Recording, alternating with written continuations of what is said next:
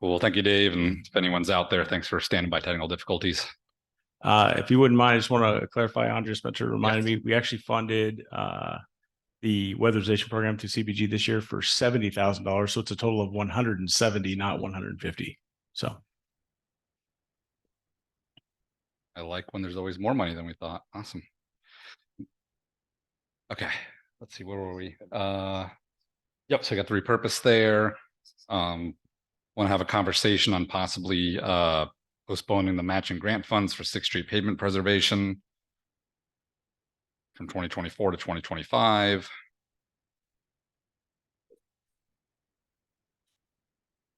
Sure. Yeah. Sorry.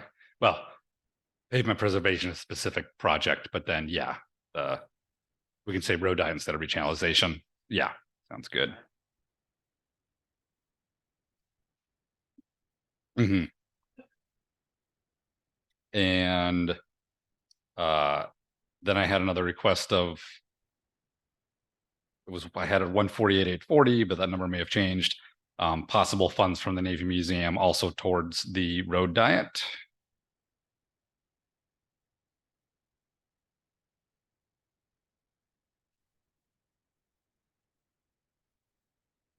And just two last ones after that. it's on the tab. It's on there. Okay, the other one for that. Correct. Okay, excellent. And then there's the projected 400,000 surplus from Gold Mountain Golf Course. My proposal was to take 200,000 of that this year, so half, to parks capital, because it can't go under maintenance for capital.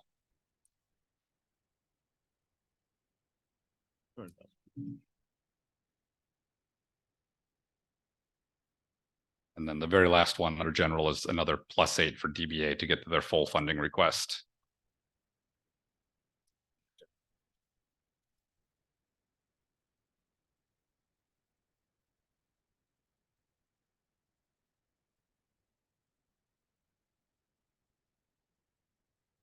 Perfect. All right, that's it for me. Jennifer? I don't have any recommendations to make because there were some really great ones that were thrown out there. And I wanted to get some clarification while it's my turn. How with the CDBG funding, and part of that, can you please tell me the amount allocated for total all over for CDBG? Weatherization is 170K, and for rental assistance.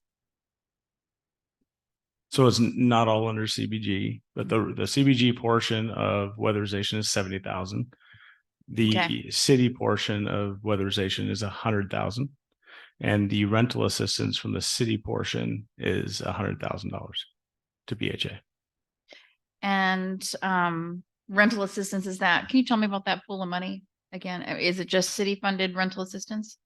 Correct. Okay, so how have those funds been exhausted every year that we've offered? I mean, it was initially, I think, 50,000 when the program started, right? And just to remind that BHA also matches the program with to the $100,000. So it had grown initially up to 100K, then they matched it. And there was also during the CARES funding process, the city received two different tranches of funds from the federal government. It ran through CDBG through HUD CARES program that was contributed as well to Permanent Housing Authority. I think each of those were around $250,000 each, so $500,000. I believe, and Director, just got out again. That one work better. That's okay. We're going to keep trying. Yeah. And Dave and I discussed this today. We probably have some issues with the brains of everything going on. So the mics aren't really the issue. It's just a symptom of the issue. So we'll do our best. But what I was saying is Director Spencer can probably talk about the spend down. As far as the last time I checked in to get updated, there was still available funding from those CARES funds that were available. Hadn't spent all those down yet, but I would defer to Director Spencer on that. And my understanding is to the part of the reason that those funds haven't been able to be exhausted or spent down, so to speak, is because there's a lack of landlords taking the vouchers. Is that okay? Thank you. I'd love to get some clarification. Thank you for the space for that. All good. And we can always circle back in each one. So these aren't seen as vouchers. It's just straight up payments to landlords for first and last Okay. month's rent or to assist with the rent, et cetera. So it's not a voucher. So it doesn't Okay. have any of the stigma, if you will, of a voucher, if that's what you're concerned about. I think it's just having enough people participating in the program. Okay. And the problem with some of the use of the rental assistance is there was a stay on evictions, and there was a lot of Exactly. it's the tenants that have to apply for the rental assistance, and nobody was applying to use the rental assistance because there was a stay on moratorium. eviction. So it was this weird situation where we couldn't spend the money down because the people who were qualified to apply weren't applying because they didn't have to leave their houses. So landlords can't apply for the units. BHA has been working closely with landlords to try to get that taken care of, and working with the landlords and the tenants together Okay. cooperatively. So I think in that mode, we're trying to get the rest of that money spent down. Okay. There's more restrictions on the HUD CARES money than there is Right. on the city money. So we usually, when things are more difficult, we revert to the city funds just to help people out first, because it's not as complicated as the federal funds. Okay, so the reason that it wasn't exhausted, spent down, so to speak, was because there weren't enough applicants. That's correct. But we could see a rise in applicants this We- year with no moratoriums in place. We could, yes. And that's Okay. where we'll go back We want to to plan. spending. And I'm sorry, I didn't realize it was a question for us to check the database of what we've got remaining on the CARES. No, funds. I think I just wanted a general sense of that funding source because, my instinct is, well, let's go ahead and keep that money in that pot. But if it's not well utilized, then that would be a moot point. Thank you.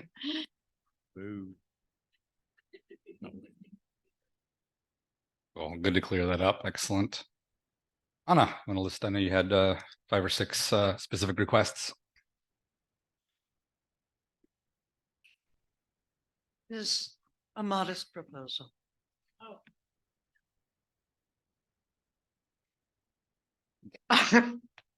There will be no baby eating, yes. So my goals here are to find $300,000 and $400,000 from a sustainable source to fund 3 FTEs for parks.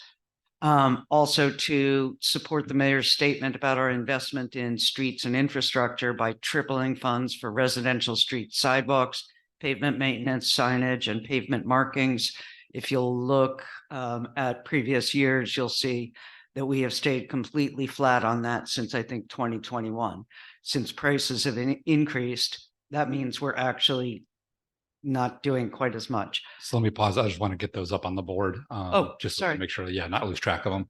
I could talk faster. So Sorry. that's streets funding. I forget if you had a specific dollar amount there. So I can pull up your email.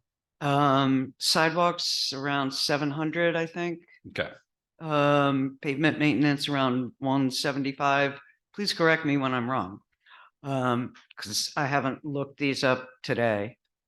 Signage and pavement markings also, I think about 175, but please triple check me on this. So if my math is right, around, should we do about, say, approximately $1 million? Yeah. Okay. Yeah. We can And here, and this then- isn't something they have sorry, to write down. parks. but- The reason, Oh, no, sure. So then parks, we can find the money, ideally 3 FTEs worth. So that was another. yeah. So 200, that's, okay. yeah, 3 FTEs in Operations. parks operations. People who are actually, that was what we were told at the study session. So let's go get that money. Perfect. All right. Thank you. Keep going. I'm also, with less hope, I'm also asking for a couple of FTEs for operations crews. While there are 29 engineers, there aren't enough people in the streets crew, so that's why the BID grant was not even applied for this year, because they were still working on 2022 backlog. So that's money that was lying in the street sorry, bad, that we couldn't take advantage of because we just don't have the staff. Almost at the end of the reason I'm asking for cuts, fund the 6th Street Road diet, which is now calculated at 575K, 1,000. By eliminating adaptive signals, 892K, and also use 148K for the canceled Upper Shore Drive project as needed, because I'm quite sure that part of that 892K is grants. Right, okay, yeah, and Yeah. without diving in, we'll dive in deep and examine the feasibility of all So- in a little bit, but Here are the, just on the spreadsheet, you've got that. okay. Yeah, okay, good. If we can just pause, let's catch up a Sure. little bit. All Thank you. right. Okay, so I have more cuts. Well, we'll dive in deep in a second. I just want to get these all in the spreadsheet, and then we'll know how to go through, and we'll be sure to Yeah. dive in deep on all these. Okay, let me know when you're ready, and I'll stop talking until then.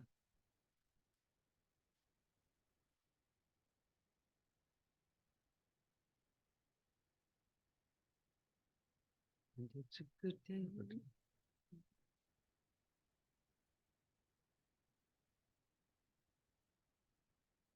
Coughlin, while we're catching up, just if we have other ideas, part of my process is listening to other people and processing. Yeah, And so there is still space for that, right? To yes, process. as absolutely. we- Yeah, okay, I think thank once we you. dive in deep, before we can throw up new stuff or take off old, and we'll try and iterate. Okay, we're ready. Okay. And we're already, we already have one bid to use the 148K. So here's the cuts. Cut the conference center contribution from 1,745,988 to the actual 2021 figure. The pandemic is over. The conference center testified before us that prosperity is right around the corner.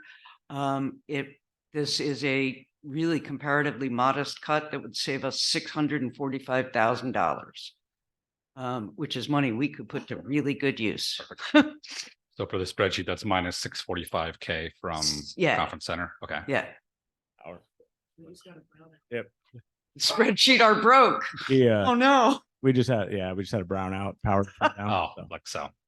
I don't know if that still works. Is that too many people Who do gasp? we blame for this one now? Me, blame me. And yet- These 3 Ford Mavericks are listed on page 155 as being $50 each. Yet if you go to the Ford website, they are $23,500.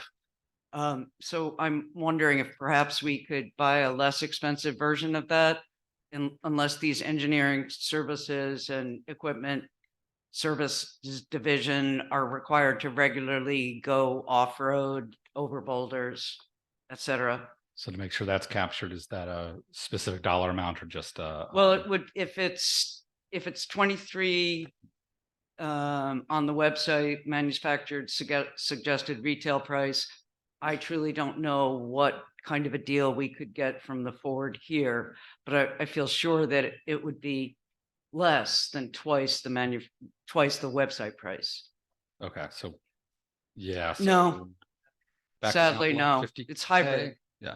I do want, maybe I saw Chief Wolf in the room, but I know that they outfit them with certain, That's a separate column. okay, all right, And thank There you. isn't any for those. We'll dig in deep in a minute. See, So like the you got that police just vehicles as a placeholder for us to 30K talk each. about. Yeah. Okay. Capture replacement. Perfect. Okay, on pages 113 and 163, Oyster Bay Avenue improvements. I'm not quite certain what these consist of, but I would really like to know, because from REIT, they're getting almost 44K in 2028, 550K in 2029. From other sources in 2027, 250K, 2028, 500K. And in 2029, I'm gonna just take a guess that this is the full creation of the Oyster Bay Avenue expansion onto the site where the homeless shelter is proposed.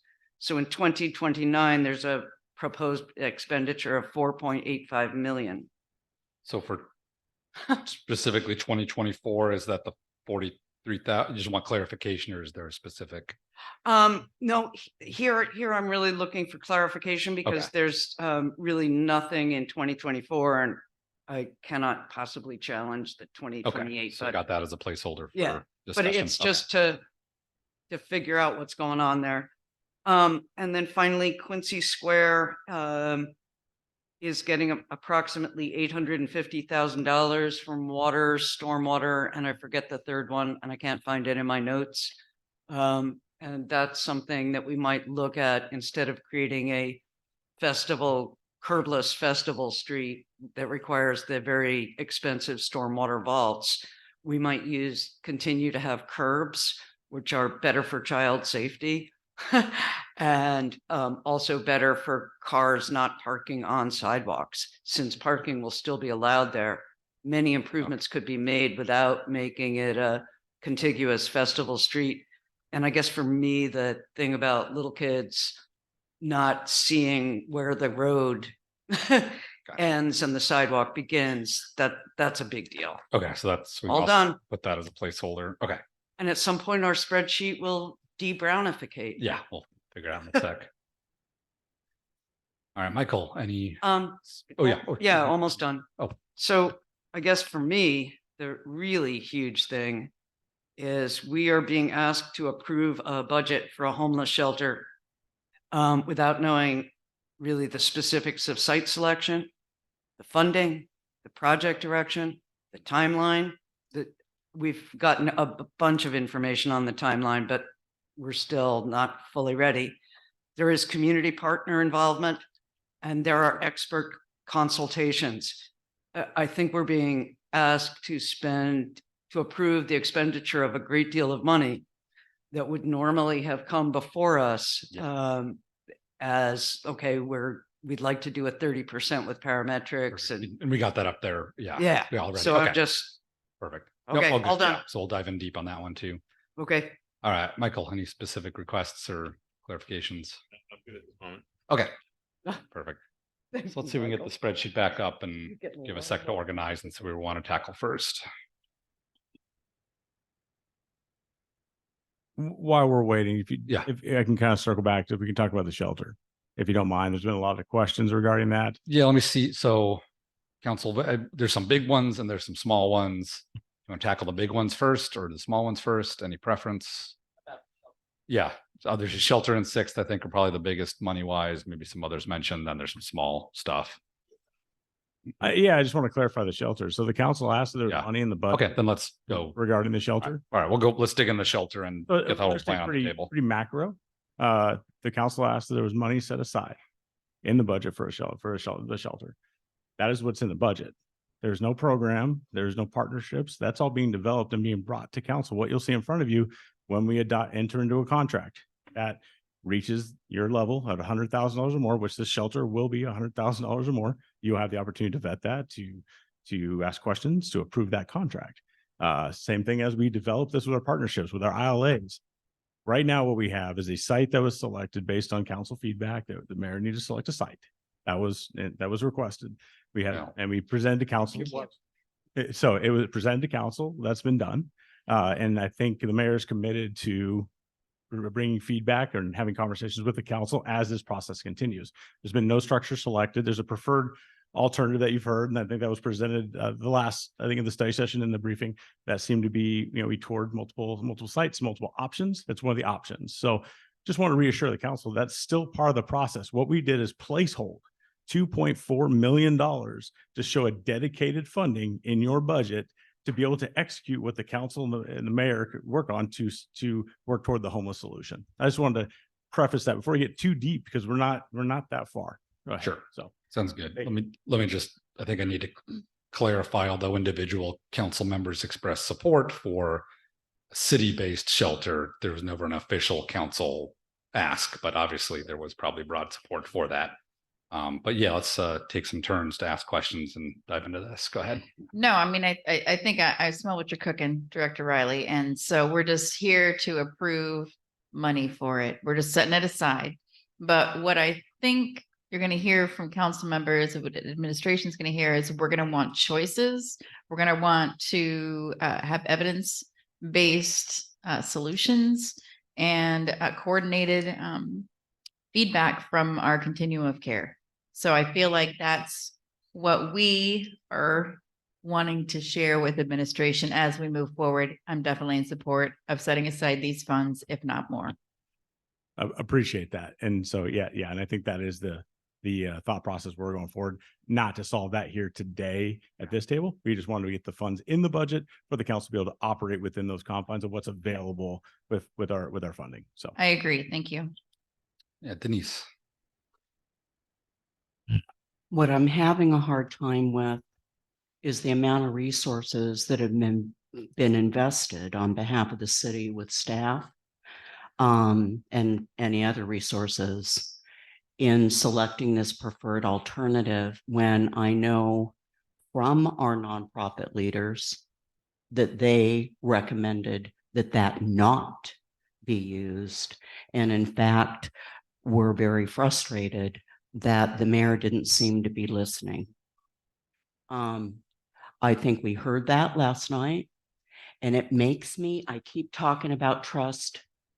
This makes me mistrust when I know that Tony Ives from KCR has said, no. And I know that Jill Stanton, I'm not faulting staff, believe me. I think that this process has been robust.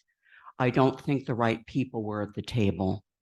And when I looked at the consultant that has been selected, it's a consultant that sells and installs these sprung shelters. So I'm confused, and I'm really discouraged because of the outcry. And we only heard this much. You know where I come from. I ran nonprofits. Those people in the field are the experts, not somebody that builds and makes money off of sprung shelters. Okay, I'm really trying to maintain trust in what I hear, and I'm really trying, and that's not you. The process I think has been wasteful of city resources.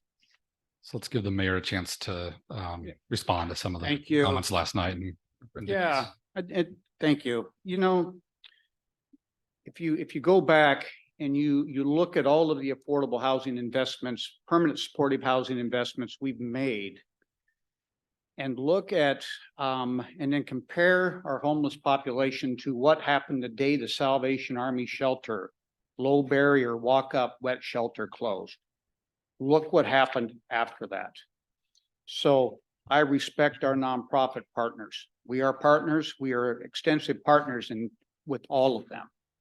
But when we're talking about shelter services, you know, your basic bare minimum operation, that's the Salvation Army.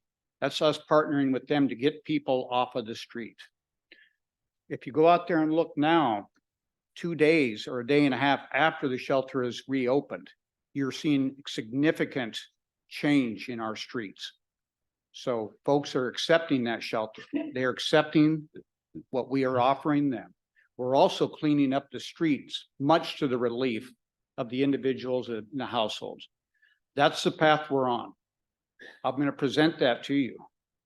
That'll be your decision to make, whether you believe that that's the path to go, whether that's the way we can get our streets safe again, and also provide that basic service to our citizens. Permanent supportive housing is wonderful. 40 units. We've got a backlog of 200. They're not all unsheltered homeless. There's different variations of homeless. They're all on a list. We're going to be, when we do any type of shelter, and you're going to get there's checkpoints. You're going to partner. We're going to need to partner with somebody to operate the shelter. You'll have plenty of checkpoints, but we could do 200 transitional housing units, permanent supportive housing units. We still won't have the capacity. We can do a shelter. We can get this up and running, and we can take care of this problem out here. And then we can still work with our nonprofits, who that's their job, Okay, we assist the nonprofits with their missions, which is providing affordable housing, which is permanent supportive housing. We do that. What we're offering, what we're going to propose to you is the basic shelter to get folks a better opportunity to survive on these cold winter nights, these extreme weather conditions, and very, very unsafe circumstances. So we're going to ask for a fast track. I'm going to give you a lot of information. My goal is to have a decision from you soon, so we don't disrupt site preparation for this basic service. Keep in mind, once we lose shelter capacity, we are back to what we had, and it's chaos. And I just came from there today. It's getting better rapidly. It is chaos if we go back to that. So my goal is to not have you go through that again. My goal is to honor that ordinance that you've developed and be a partner and get this done so we don't go back. So like Denise, you still have the floor if you want to ask questions or follow up. And I think my only ask is to keep this focused on the budget request with both Yeah, $8 and I want to make it clear that I'm uh-huh. not against this budget request of funding.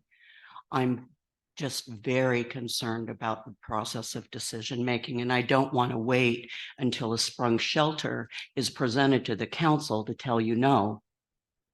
That's all. So Michael and Jennifer. So the first thing on just this sort of placeholder, I felt that we were very clear as a council saying the mayor had better not present a budget without adequate funding for this.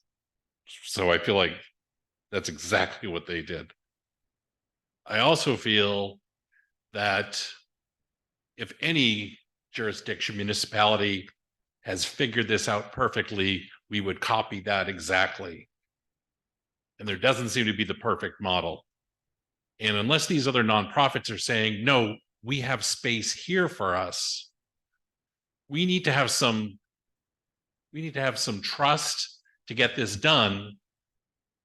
I guarantee you it's not going to be perfect, no matter whether the council's involved in it and we stretch it out for months, or the mayor pulls something together quick. Well, it's going to be springtime anyways before anything happens. We need to not get in our own way, right? We keep saying how important this is. The community keeps telling us how we're taking our time with this and we're not getting things done.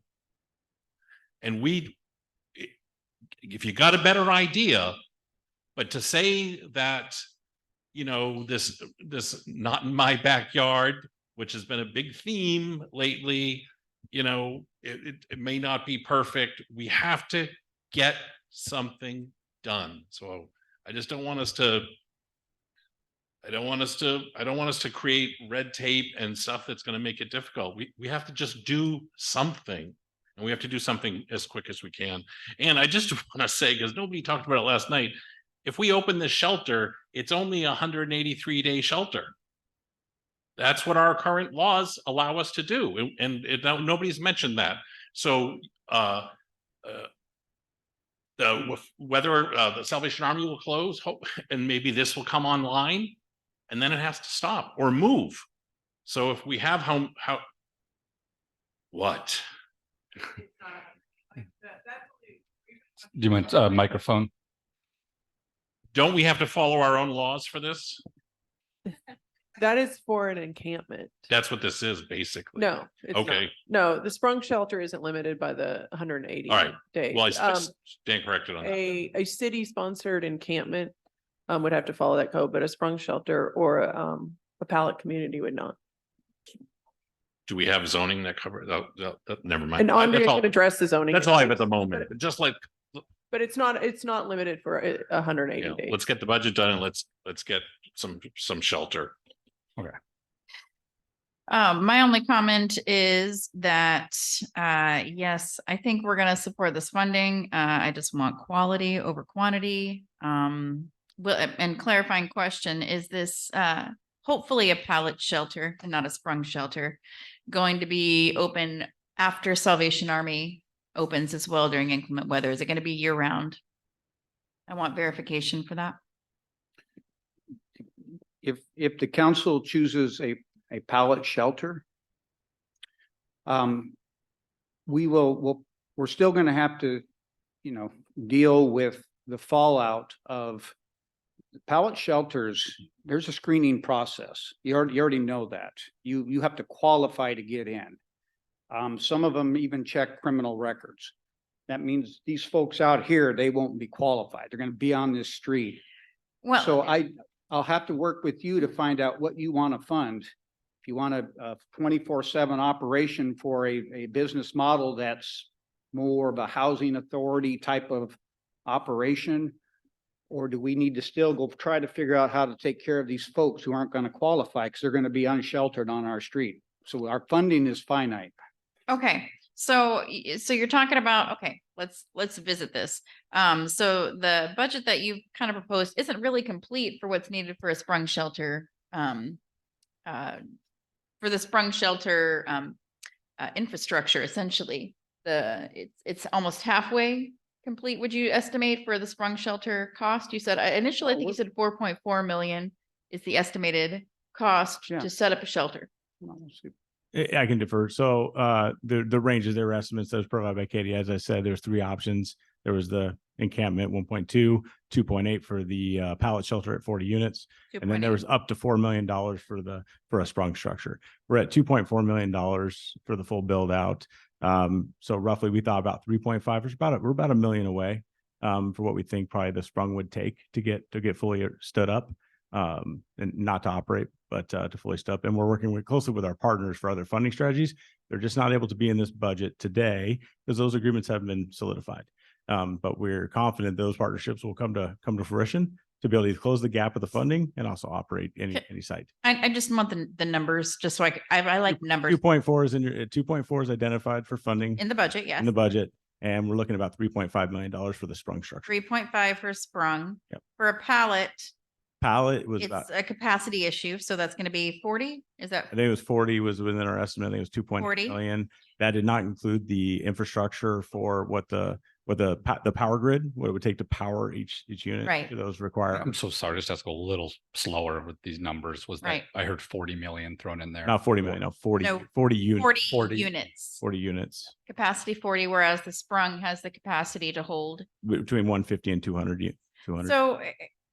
So was this budget that we're aiming up to with the 2.4, but we're aiming to get to 3.8? Is that right for the sprung shelter? That's going to be for year round, or is that going to be for just outside of the Salvation Army timeframe? That would be an operational question I can't answer. That is just to get the structure built. question. We're trying to get the structure built and Okay, so ready this to be is operated. just for building the structure. This is not including operating costs. That is correct. This does not include staffing. This does not include the grid that you're talking about at the pallet shelter. Yeah, and I think staff would be able to dig into that and get you a little more information. They presented that at one of the study session meetings for information only. But like I said, our presentation was anywhere from 1.2 to $4 million of get the structure built and ready to open. It's infrastructure costs. Sounds like this is an item that needs more funding. If we can squeeze more into that area, I would support that. Thank you. So Anna, you had your hand up and got some questions too. Thanks. So, hang on, I'm gonna put my back to you, but not to be rude. So,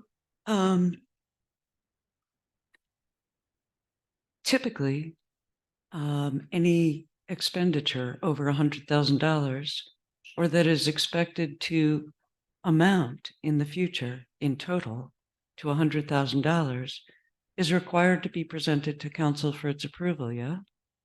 Correct.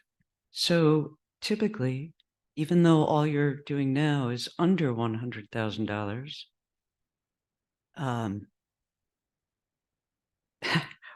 by our own city regulations, that should have come to council for its approval. Almost done, Director Riley. And all of this information that you are able to reel off would have been given to us in a packet we would have been able to study it. We would have been able to review it. We would be able to talk to you about it rather than attempting to write as rapidly as possible the figures that you are speaking, reading from either your memory or some document that you have, and we do not. So I guess I'd like to ask why why that came to be. So I believe that question was asked previously at a council meeting. The 30% design is under the threshold of the mayor, and that can be shelved, and that is used to develop the next steps. So we are not the point of saying we are building a sprung structure with a 30% design. This is to grade the site. So that by itself can be shelved, put away, and let us make the next decision. That will be presented to council to make the next decision to get it to 100% design. That is typical. I think Director Nucky had made that comment in a previous meeting. I'm sure he's happy to speak through that. But the next step is to take that design to council in December. I believe December is when we're looking to have that done and come to council with the next step in the process, which is feasibility of what should be built on that site. And then the next contract to be approved by council. That answer was beautifully delivered. And yet it evades the central thing, which is that it's specifically required that if it is known that a project will exceed $100,000, you cannot break off one piece of it and say, we're going to go ahead with it without council approval and wait until it hits Let's go 100,000. to Attorney Binall for There clarification you on go. that. That's an excellent plan. Sure, and our office reviewed the request and did not see it that way, Councilmember Mockler. This particular portion of the process, it can actually stand alone. And part of this is also that it was within the mayor's authority to develop it to this point before you got to a decision-making tree. And so when we look at whether, and we call it an aggregation, whether that's usually when there is not that decision tree, where there's no going back, where it's not a standalone expenditure. And so we reviewed it, we reviewed the code, and we didn't see that this was an issue that came to council. It's the decision of the majority of this council to approve millions of dollars spent on a project that we know very little a bit about and that we will not know more about until some future date, then so be it. I guess I would like to, I mean, it's a majority thing. So any questions on the Yeah. proposed budget? Yeah, this actually is a specifically budget question. I think, you all know that I've been recommending this site since, I don't know, July. But I did not recommend clearing the entire 3+ acre parcel, but that's okay. The thing is, this solution, since it defers until this coming spring, does not offer relief for the Marvin Williams Center, for the property owners downtown, and for the people who are living with great difficulty and being preyed upon on the streets of our city. So I'm going to pitch this one more time.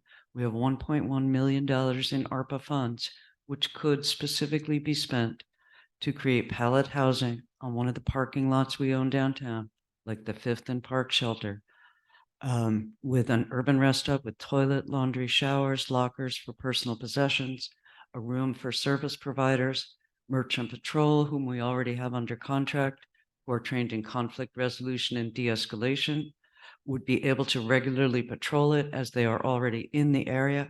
People would be near services, they would be near transit, and it's something we could set up within weeks. We could have this done by Thanksgiving. Yeah, that's all I got to say on that. Mayor, I see your mic on. Did you want to respond to that specific suggestion by Councilmember Mockler, or if not, I can ask questions down the road. Well, we've got the shelter. It's up and running as of 9 a.m. yesterday morning. So we are clearing right now. We're clearing streets. A lot of it's, in fact, almost all of it's been voluntary. Folks have been actually happy to have an option, especially after a night like we had. So the there's multiple issues with zoning, the amount of area that's, you know, to make it an effective use. We have a checklist of 9. There was about 9. I haven't got the checklist in front of me, but there were several criteria we looked at for site selection, independent of where it might be. And so, yeah. Yeah. So I got a couple. Oh, we've already done that, Counselor. Yeah. Yes, we have. So let's, yeah, Yeah. we take a quick turn just to, yeah, so to frame it, I kind of want to agree with Michael a bit. I don't want to micromanage. I'm not an expert in what the best type of shelter is. But I do want to do the typical due diligence. Whenever we're asked to assign money, that there's been due diligence and making sure it's the best solution. And I think I've said from the beginning, I don't want to micromanage. I don't have the best idea on how to create shelter space, and whether that's in the city or the county with transportation or however it is, honestly, to be able to both enforce the ordinance and give people the shelter they need. So just to that effect, just 2 strict budget questions. The ARPA funds in the budget and the REIT funds in the budget, if we decide to, right now, they're both earmarked for essentially shelter creation. So if we change our mind in 2 months, or we get some proposal that is off the wall bonkers, not saying that's going to happen, are we able to change that, or is that strictly dedicated to shelter if the budget's approved as is? It's sitting in the budget as shelter because that's what was identified to what we need. But no, it could be pivoted. If something comes up, it's sitting there as a placeholder. It's available to be used on affordable housing, houseless. Those funds are available for that. So yes, the council could pivot if something different comes up. That I think, as Michael said, the solution we could pivot. Okay, Those funding is set aside for the use of council to move forward with something. Gotcha. Okay. Perfect. So it's not obviously dedicated right now to sprung shelter versus anything else. It's just in there as we are setting it aside for the intended purpose of providing shelter, should we decide to pivot on those funds and say use them for another ARPA related, say transportation related ARPA or something else, we could. Correct. Okay. So I want to check there.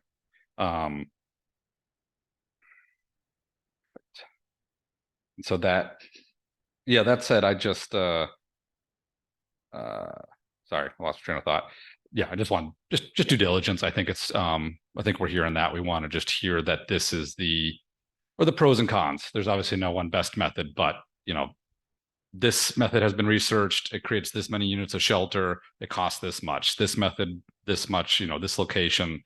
And there's going to be pros and cons to that. Obviously, there's gold standards all the way up to Pendleton Place to really basic shelter. So, and that's definitely kind of that's a tough decision to make. So, I think as long as that's presented to us and there's been due diligence done in researching those, and we understand even if nonprofit partners disagree why they do, and we can make an informed decision, or informed due diligence, I'd say, then I'm good with that. So sorry, Mayor, feel free to. Yeah, and thank you, President. And you know, as we get closer, we'll not only do we need to build this structure, but we need to operate it. And so as the partnerships come in, we're moving fast, you know, but we feel that we're going to be providing enough information, and hopefully we're going to request giving it as much thought as possible while we're in between briefings to you. But yeah, hopefully we can get some funds, you know, from the state. We can relieve some funds for other things. As long as we can get something built and have some operating funds, I think it frees us up for other things. Perfect. You know, realize the train of thought I lost. I got it again. Was I think also on top of that, not only understand the pros and cons of what the city can do, but knowing how this fits into the portfolio that the county and other cities and the other nonprofits are working on to make sure we're not either duplicating efforts or anything like that. Yeah, and I'd say, and anything else the city may be planning in the future would be really helpful. Yeah. And sorry, Jennifer, I know you had something else in this on this topic. Whoop. Are we on? Here we are. A little. Oh, geez. Here we go. It's testing. So to Anna's point, I can see how, I mean, the partnership of the two projects, it can be a benefit, but it can also be a little confusing in that way. Just looking at the pages, I think that we just want to be informed about which projects are actually the Oyster Bay improvement projects and which portions of the budget are actually supposed to be for the homeless shelter, so that and I really do understand what you're saying about little things slipping under our noses because they're less than $100,000. And Director Nucky is here to provide some clarity for me. Yeah, sorry. Am I not live? Okay, all right. So the Oyster Bay Avenue Improvement Project on page 163 is a Transcap project. It's transportation only. It's a roadway improvement because we have some developer funds from the Bayside community. So that's why it's listed in there. It has nothing to do with the shelter. It's, I don't know, it's probably sidewalks and lighting and things like that. I mean, that's the purpose of that. Okay. How about the funding on page 113? The 45, 43.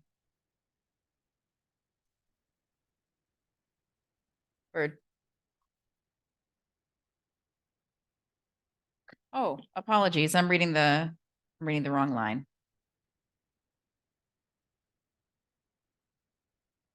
So I see that there are no funds allocated for Oyster Bay improvement until 2028. Is that because funding for everything Oyster Bay plot related is going to be funded by the homeless shelter project? It's a transportation project. That's a REIT component of the transportation project. This project is sidewalks and lighting and and that's Oyster Bay improvement, but that's what the Oyster Bay Improvement Project is. Okay. And so it was never, but the end project in 2029, when there's going to be a big jump in funding projected, theoretically, the homeless shelter project will have laid the foundation, so to speak, for the improvement. So in a sense, and I'm not saying it's bad to have this kind of partnership at all, but raising the ground or level, everything, getting it prepped and ready for whatever's to come in 2029. They're totally unrelated. Two birds. Okay. They're totally unrelated. So we have at our Oyster Bay Avenue facility, our Oyster Bay facility, we have a plan that I don't believe it's in the capital plan right now. To grade the site for future expansion of the site. That's been a long-standing plan. That's why that property was purchased. Okay. That's a standalone project. The 30% design that we're working on right now is if the shelter doesn't get built, there's absolutely no lost funding because everything that we're working on right now is forward compatible with the long-term use of that site. Then the second thing that exists in the budget right now, and this is way out into the future, is a street improvement project on Oyster Bay Avenue. Okay. So two different things. So Oyster Bay, we need to okay. Okay. Thank you. So, but basically this is in a sense, the housing, the shelter project is going to be a benefit to your future expansion plans because it was already in the works for, this is what I'm saying. Okay. Is that there are plans for the shelter that will be of benefit to the future expansion.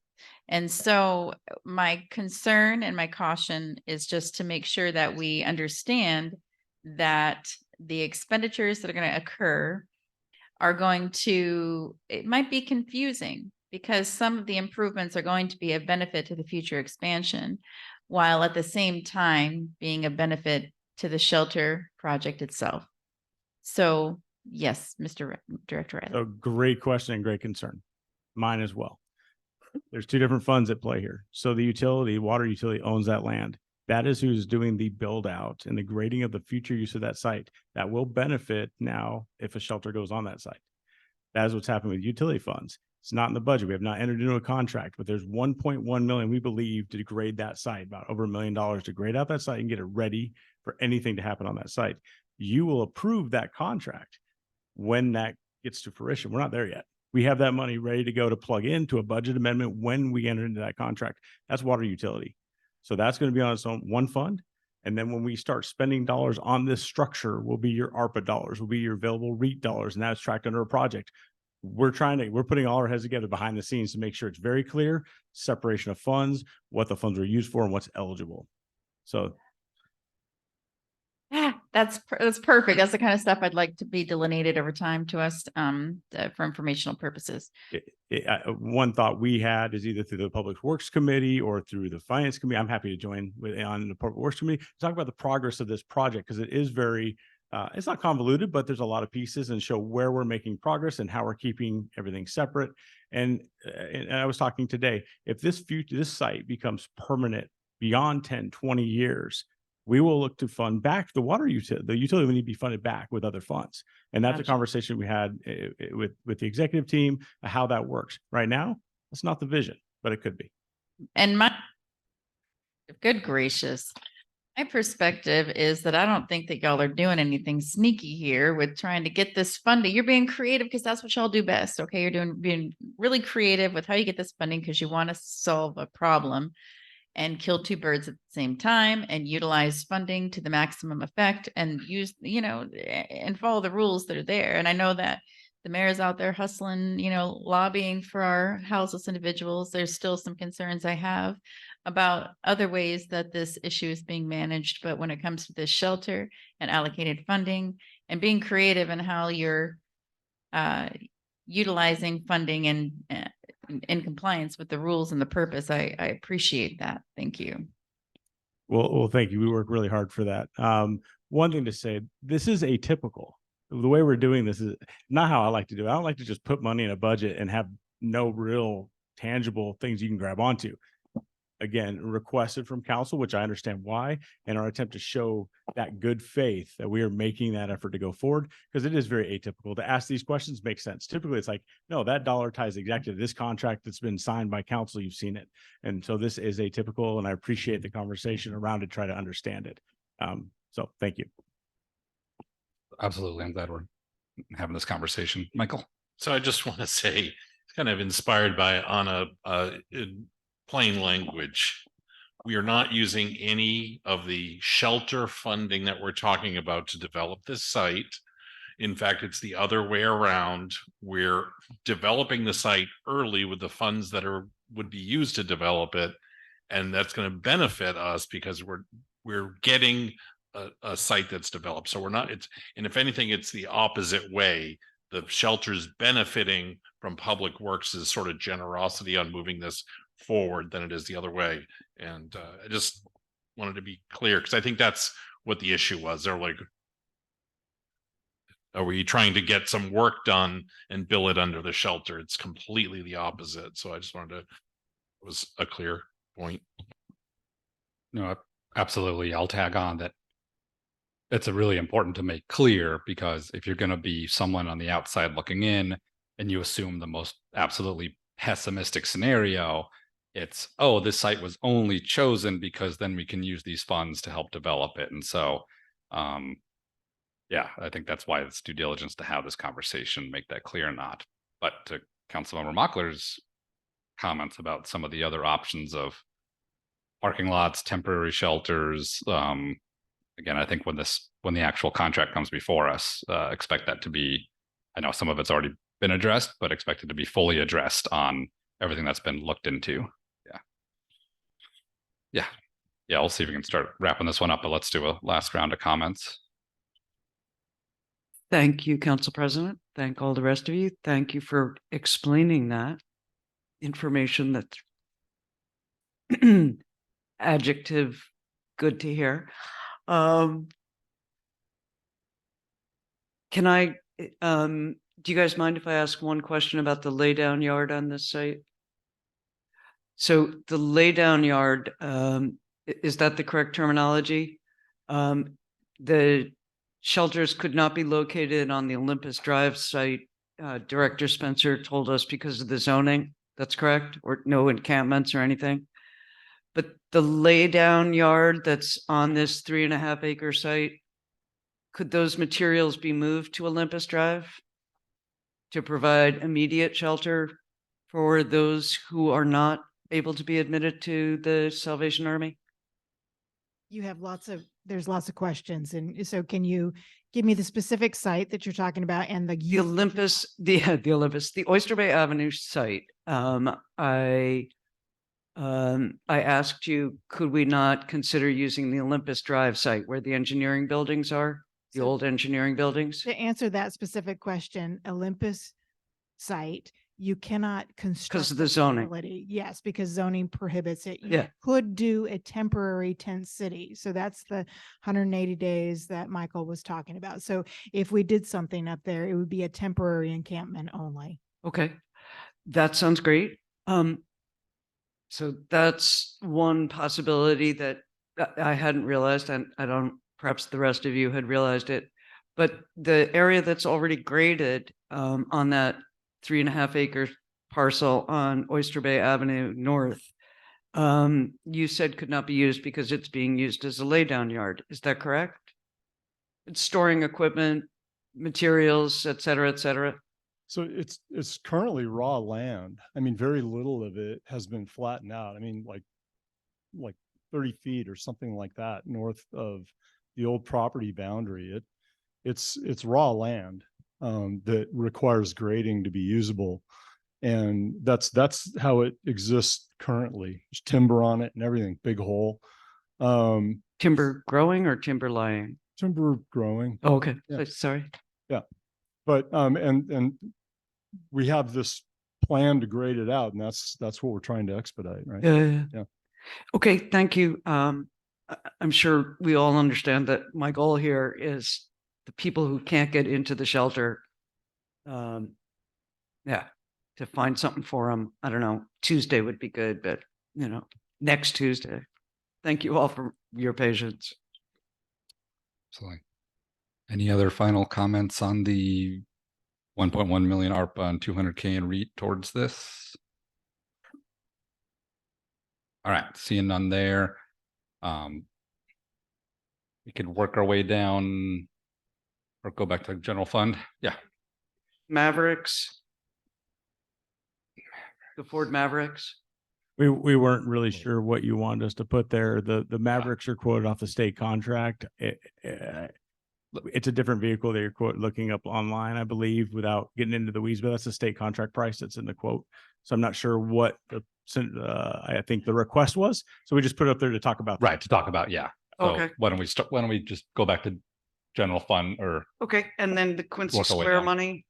let's was go to my general final- fund and then work our way down. Yeah, so we got that on the spreadsheet to talk about. Okay, so the other deep dives here. Can I add some clarity real quick? Sure.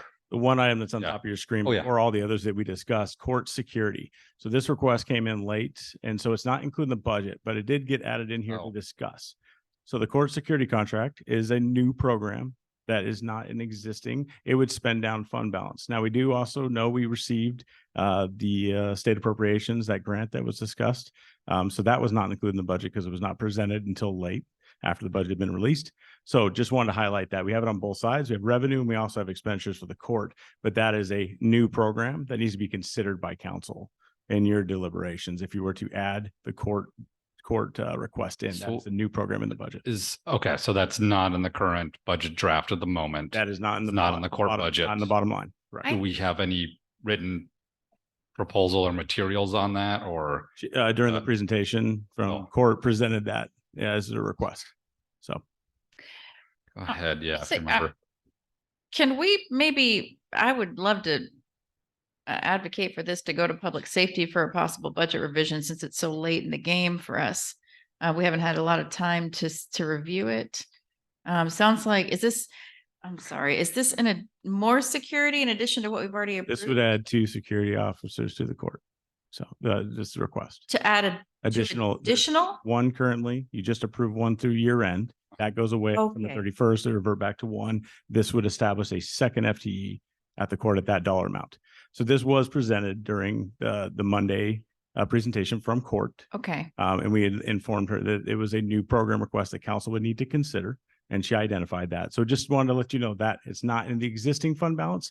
There's also a revenue item from court that they didn't sign the contract till after budget, okay, but we added it here to note that it's not in the fund balance as well. There's $187,000 of revenue that they received from AOC for that therapeutic court program for 23 and 24 that we've added here as well, just for clarity.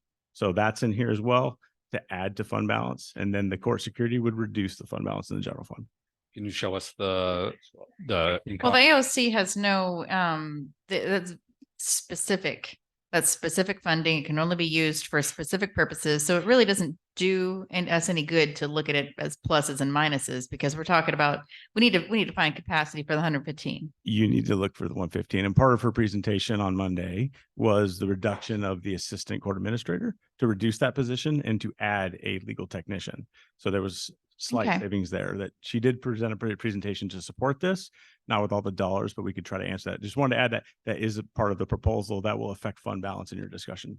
Okay, so we need to find capacity for 115 to maintain the status quo of the staffing that for security.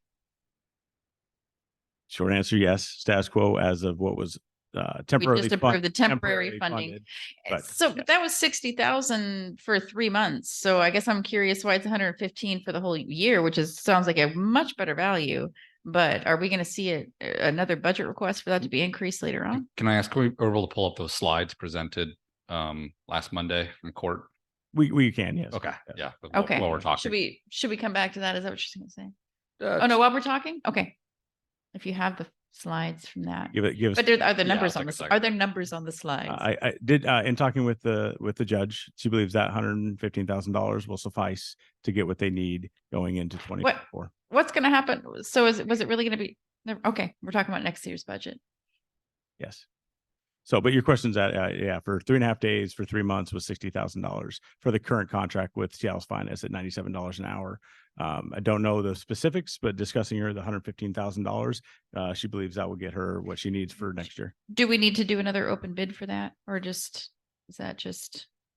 Yeah, she'll need to go out, work with her either existing contract or through an RFP. You'll see that process come before. So she doesn't have to come through, doesn't have to do an open bid again. She can do an RFP with. Yeah. So if they utilize the current contract, they can amend that contract. Okay. Depends on the change. Sorry, that's probably a Monroe question. So Thank you. there will be something coming to council either way, depending on the size of that contract, if they amend or they go out for a new contract. Okay, thank you. So Eric, I saw you maybe looking for a comment. Yeah. So I'd like some clarification how you can add 187,500 in revenue and not put a corresponding expense amount. You're increasing the revenue side on the budget, but you're not increasing the expense side. So explain that for me. So the court was appropriated $187,000 of therapeutic court money that they can utilize. So that is the revenue. I do not know exactly how they can plan to spend all that money. The therapeutic court, actually it's a new title now. Support services specialist, I believe is the new title. They just hired that person. That person's 100% FTE funded under that umbrella. So that will offset their general fund need. So their salaries won't reach $187,000. So there's other costs that could be applicable. So that's utilization of those funds. That is to fund that FTE that the council approved a year and a half ago. But in your budget, then you should offset it by 187.5. I don't understand how you can just put the revenue up there. Because it came in late, we just threw it there so the council knew it was awarded. It was not in the budget. It does not live in the budget doc. That was my request to show you that they did receive a grant that is not in the budget.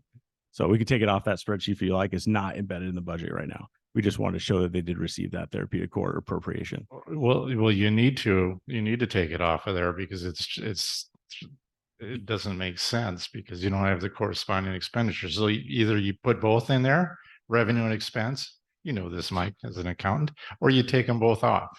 So We'll take it off. It was just for Thank clarity to show you that they got the grant, Right. that they were awarded the appropriation. I'm just checking no. Thumbs up from council to do that. I got my thumbs up. Yeah. All right. Well, let's keep talking on this item because yeah, I'm still I'm still a little confused. confused. So this was actually just some information for us. So we don't actually need to find capacity for 115 because she found capacity by getting that grant appropriated. No, because those funds are not available for that. It's available for the therapeutic court program. Was it already It- back to where Eric was when he first started here? And I know that she has her own budget too. So We ought to resolve it, Councilmember Chamberlain. Ignore the 187.5, pretend it didn't exist for the purposes of tonight's discussions. We need to come up with 115,000 if you want to have the same security you have right now Okay. for next year. Thank you. So, okay, so if we ignore the therapeutic It's gone. grant, right? It's gone. Okay, it doesn't pertain to our budget now. The total expenditure for the therapeutic court and the budget's 1.946 million. So then we'd add in 115. Okay.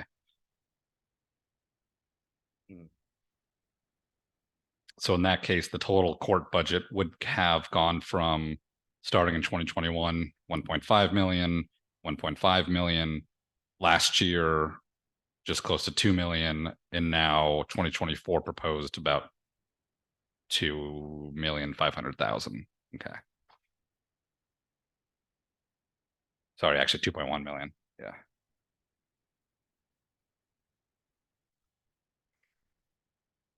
Do we have a budget detail for the courts? Oh, here's the slides. Okay. Like a budget, like a line item breakdown.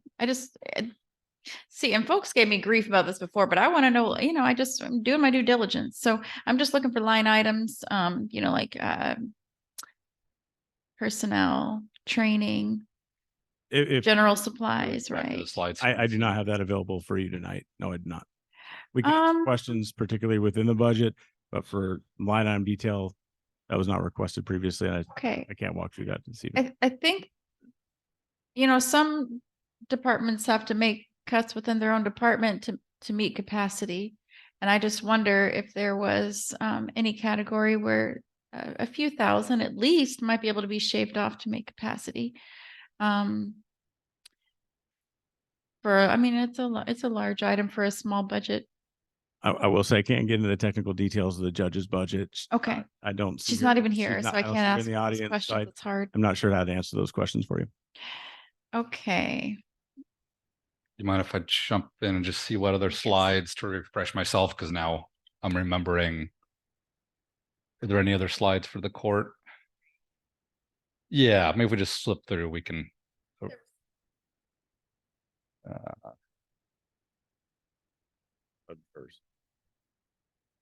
All right, that's the first slide for the court. Okay. Okay, so that's mostly summary. All right, and then if we go to the next one, that's the one. Okay, that's trial court improvement. Oop. Okay, and then that's the staffing. And any more?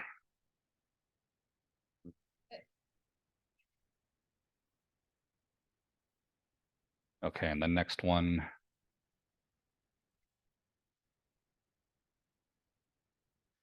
And then.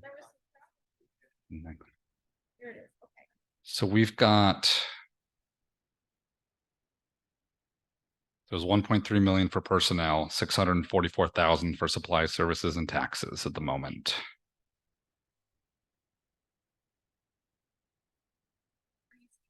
So that's on page 53 of the budget. Right.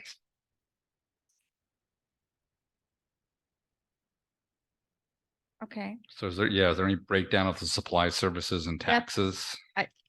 There is, it's within the line item budget I need to go print off copies and work through the detail of her budget, but without her to explain what rolls Yeah, up into those it's not categories, there. I don't know what exercise we would be entertaining this evening. Okay.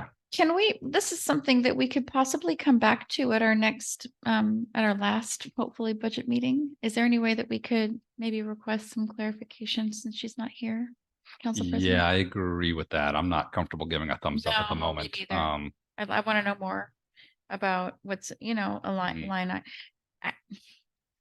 I mean, it's in the grand scheme of things, it's a small budget item, but I think what a lot of departments do is they work really hard to shave a few dollars here and there to make capacity sometimes.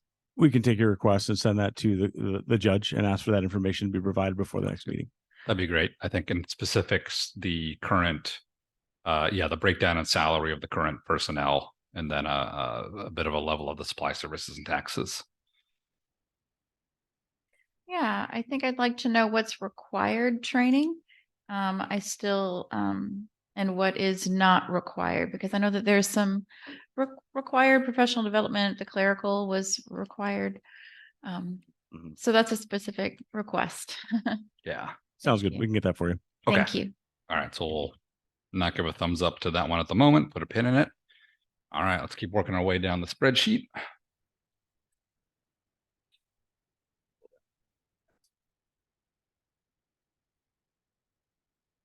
Okay. But thank you for highlighting that one, by the way.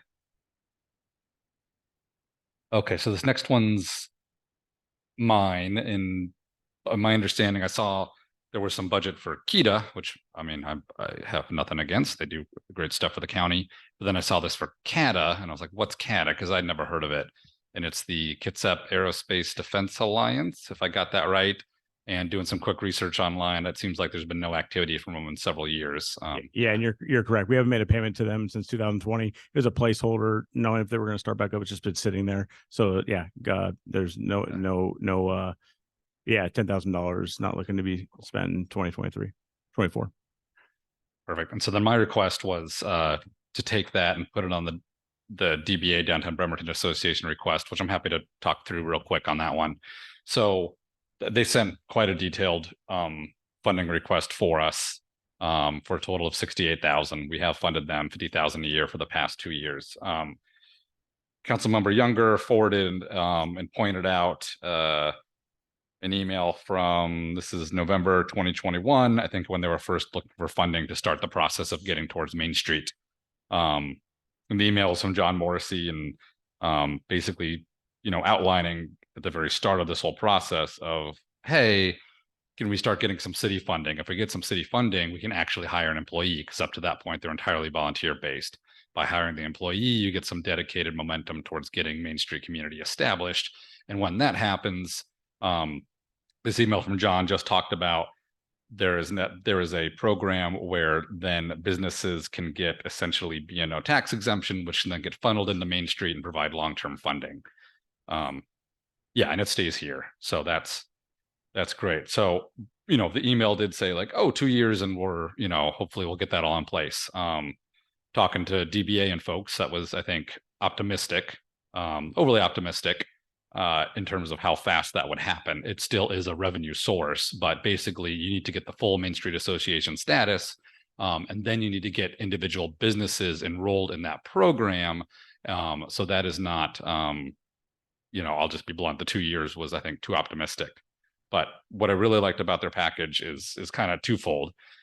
One, they've highlighted, I don't want to waste time going through all of them, but all of the downtown events, the collaboration and the communication and the partnerships and the tourism increase and the economic increase that they're getting done with now a 1 FTE person.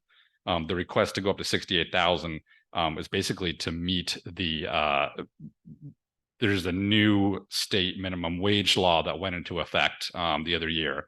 And it affects not only hourly minimum wage, but it affects exempt employee minimum wage. So you can't call someone, hey, you're an exempt employee and I'm going to need you to work 80 hours. And by the way, I'm going to pay you 22 grand a year, like you do for a council person.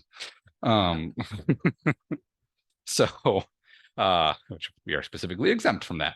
Anywho, so that's the reason for the increase, plus a little bit of training. They did provide really nice salary survey of other communities. And how much each city contributes to this. First of all, 93% of cities contribute financially towards Main Street organizations, even once they're established. For cities with population 25 to 50K, cities contribute an average of 293,000 per year. So we'd still be way lower. So not only is there all the economic benefit, on the slate this year and their work plan too is also getting 2 things done. Certified local government established, which is historic preservation, that brings in grants for buildings to keep them up, and then as well getting that full Main Street status, which opens even more grants and for long-term funding. So from my understanding, I don't want to sugarcoat it and say that this year's the last year and next year's nothing. But I think this is worth every penny in returns as it is, and never mind once grants start coming in for Main Street status. So that's my request. Transfer the 10 grand, and if we can find another 8 to get them up to their full 68, I think that's money incredibly well spent. 2. I just have a question. I think it's a very worthwhile investment. Didn't this come through the mayor's office last year? So the 50,000 is an appropriation that he makes. Correct. Why not the 18 extra? It was requested the mayor and taking a look at the gap, the funding gap that we have, are committed. Originally we were committed 2 years, looking to go into the third year with a $50,000 commitment. Just at this time, with the budget with the gap, we did, kind of said we would like to keep considering it, but at this time we just couldn't fund it within the proposed mayor's budget. And then obviously think further what they're doing, and we continue to look for opportunities for them. I don't know if they shared the letter with you that I wrote in response. Yeah. So, yeah. I can't paraphrase all of it, but, and then they respond to the council to see if you could fit it within your budget. I wish that, it had been an LTAC proposal, but, having said that, it's a small amount of money, but, again, last minute, yeah. Anyway, Well, we'll say that they did submit the full 68,000 requests many months ago at the start of the whole budget cycle. Yeah. So basically this whole packet went to mayor's office. Mayor had the difficult decision of not being able to print money. So very understandable. But then that's when they said, we really appreciate the 50,000. Let us say again why we really want the full 68 if you can swing it, and the benefits that comes with. well, it all comes under kind of that economic development that we don't do a lot of formally, but this is one element of it. And so I want to be really, supportive of that. It just, it's $18,000 that it's a special request and didn't go through. I guess it did go through a process with the mayor's office, but okay. I think I guess my struggle with it is there's a lot of nonprofits that would write in with a request like that for additional funding to cover costs that they didn't anticipate or whatever. Having said that, I think this is incredibly important. Again, the travel involved. I think that's on the other side of the country this year. I know minute things, but man, when I was with the YWCA, I only went to West Coast conferences unless I paid for. So that kind of thing that I would also encourage the judge to do. Yeah. Anyway, small amount of money. It's all about process. So Yeah, full transparency. 3,000 of their 68,000 request is for travel to that national Main Street conference in Alabama. So if that's choose not to fund that part, yeah. Anna, because she had to raise up. Anna, Michael, Jennifer. I had my light on too. I'm just saying. Oh, she raised her hand way before your light. She's sneaky. My hand was up while I was back waiting for the restroom. Darn. Okay, then it's not. I'm just kidding. Chewing. Go ahead. Yeah. Go ahead. I guess I would add that the Rock the Block proposal was also really well done, and had demonstrable good effects on our downtown area, and have been working for zero, and that they are, so Councillor Fry is pointing out that they are not, Rock the Block is not a nonprofit, but many members of it are associated with nonprofits. So we should throw that one up on the spreadsheet if no one's mentioned it. Yeah. Yep.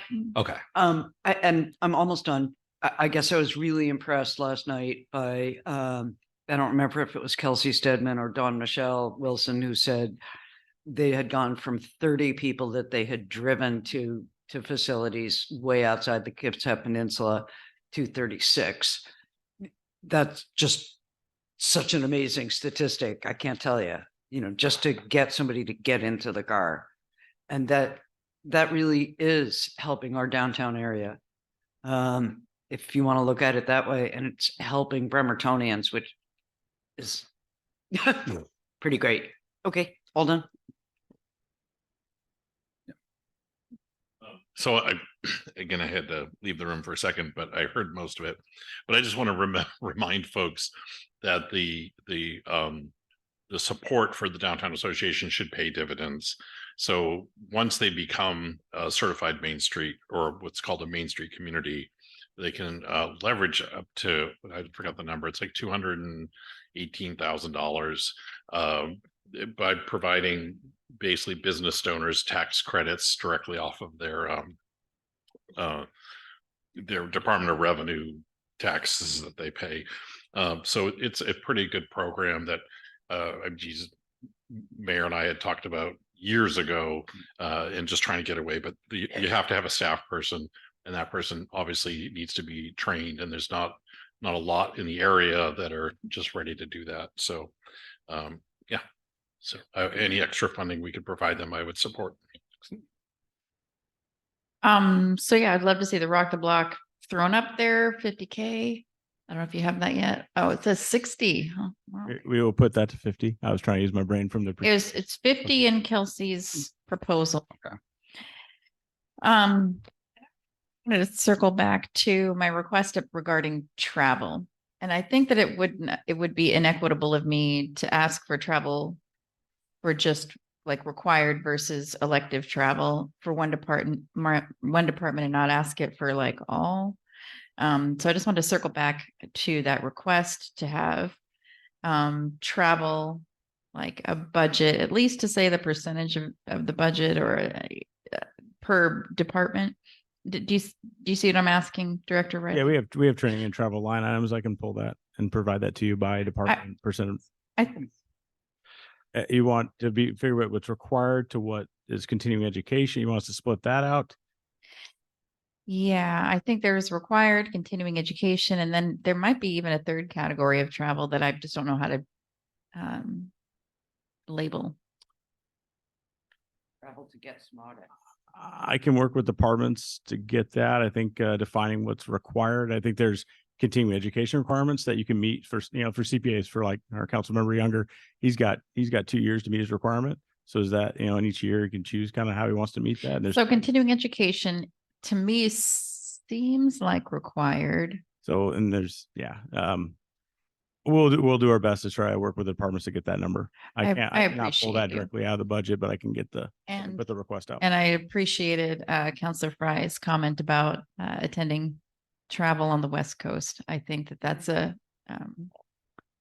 financially, a fiscally responsible way to do travel. And citywide, not just the general fund. Oh, what I don't want to do is to call out one department for their travel when I don't have the data for the other departments. So citywide. I think citywide, but by department that's coming to us for, the general, but also explain to me what you mean citywide as opposed to the coming out water of the utility fund, the wastewater utility fund, the stormwater utility fund, the risk management fund, the legal office. It is a significant ask to provide that data, but we can do it. But depends on the parameters of what you would like that in. Each fund has staff, and they have training budgets, and they have travel budgets.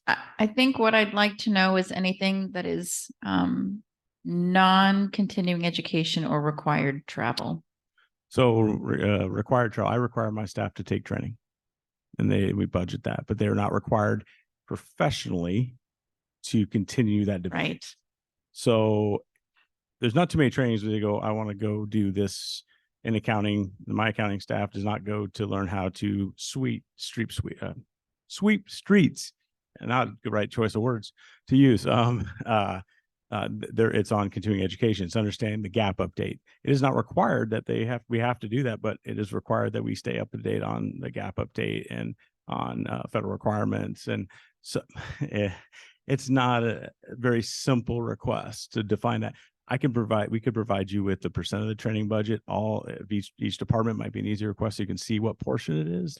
Yeah, that's really what I want is what percentage of each department's budget is allocated for training and travel and training beyond what you're going to be doing at a computer, or like just going to Seattle.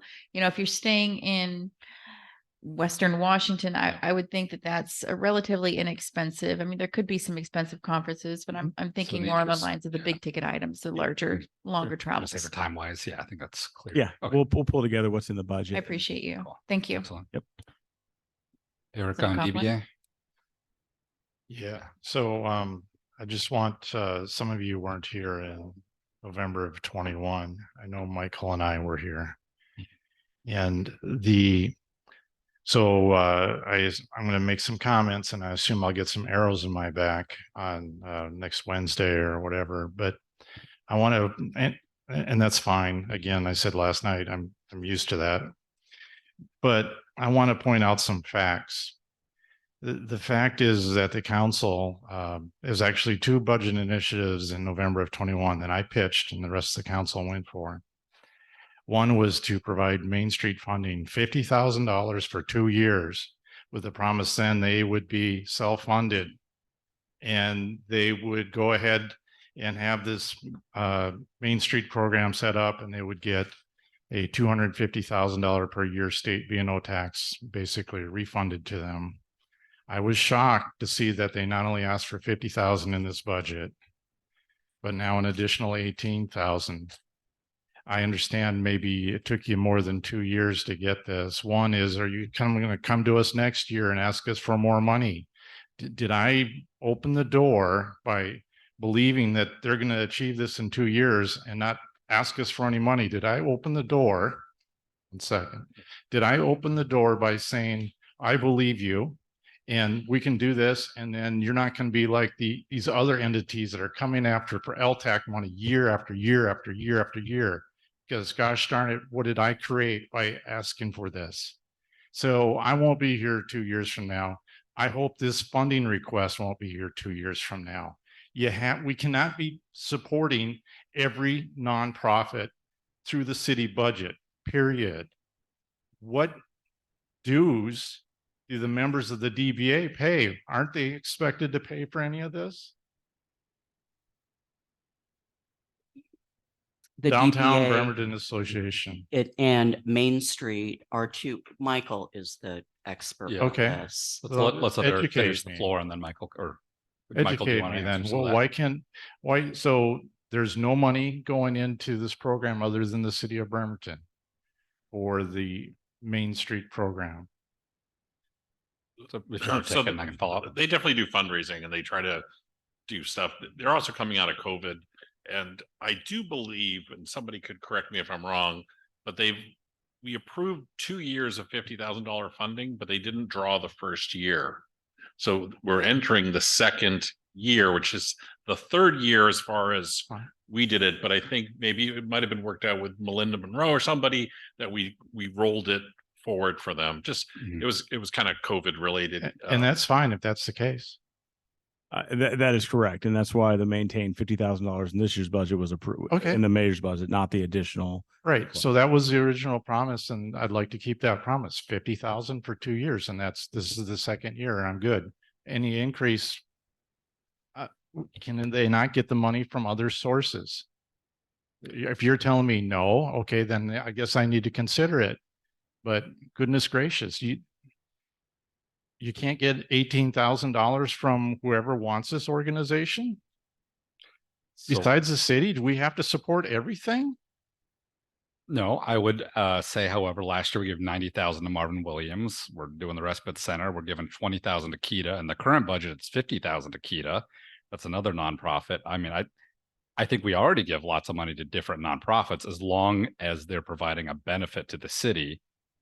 And, and something we want to spend money on. In this case, this to me is just a no-brainer in terms of the economic return and the money it's generating from taxes, from revenue, from business activity. And when you look at everything that they're doing on working with all the different events and the people they're bringing in downtown who are then spending money and we're getting tax money. I mean, that's not even quantified at the moment. So then in the interest of moving this along, because I don't want to be here until 11 o'clock again tonight, I'm okay with the 10 or the 18,000 adjustment, but I want the understanding is it stops after this year. Because this was the initial promise. We'll Yeah. be self-funding. We'll be getting 250,000 a year. So do it. So this is it. Then I'm okay. I can strike that deal, 10 or 18, however you want it to work, but this is it. Yeah, I can totally understand that. I will say from all the research, many cities continue ongoing funding even past that because of the extra benefit they get. But yeah, Mike, sorry, you had a. No, thank you for Mhm. finishing that Yeah. statement, because my request, we make notes and take notes for future budgets. Good. So this funding in here we work with multiple councils, and I Mhm. remember this conversation, and that's why that funding was still there. As Michael said, it rolled forward with the expectation it goes away. So the funding request we received, like as we talk about budget, part of that decision of we're at 50,000 was the commitment from the previous council. And so we were going to make notes. Is that I'm trying to get direction of the council. Would we, if the mayor's proposed budget, should it be 0 in 2025? Or should we have dollars in there, or let that to be a council add in the proposed budget? I think they should submit another request and justify any additional funds. It'd be a totally agree. Fresh request. I think a I know fresh in the request, original yeah. request, I think it goes up to almost $90,000 in the out years in the request, where the escalator will achieve nearly $100,000. If I read their request through, I think for multiple years, it goes further out to like 2028 that they're looking for additional funding support. So I'm just curious what you'd like to see in the 25 budget. And well, hopefully I won't tip my hand, the 25 budget. I think they should submit another funding request and justification like anyone else. Yeah, absolutely. Okay. And I'm sure they'll follow the process through the mayor's budget, and then we'll Yeah. get together. I I'll make agree. those As I notes assume based on Kita your has, feedback. and Okay. Martin Williams in the past has, and any other, I think they should all be held to the same standard. Okay. Thank you. Okay. So to wrap this one up, I guess maybe I'll just look for some thumbs up for, yeah. Quick point, and this is more for Erin if she's listening. That's almost a 40% increase. And when you're talking about this is small potatoes, right? But it's a 40% increase. And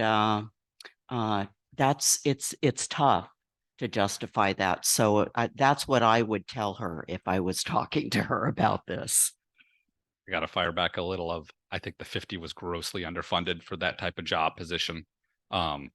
Grossly, probably should have been double to start. When you look at the other cities, that's what they've done. But anyway, that's yeah. So again, you know me, I'm fighting for this one. I'll look for thumbs up for 68. I think if we went 65, if you didn't want to include travel to be equitable with other departments and take out that 3,000, I think they'd be okay with that. I would love to keep it at 50 and put the rest of it into the shelter fund. Thank you.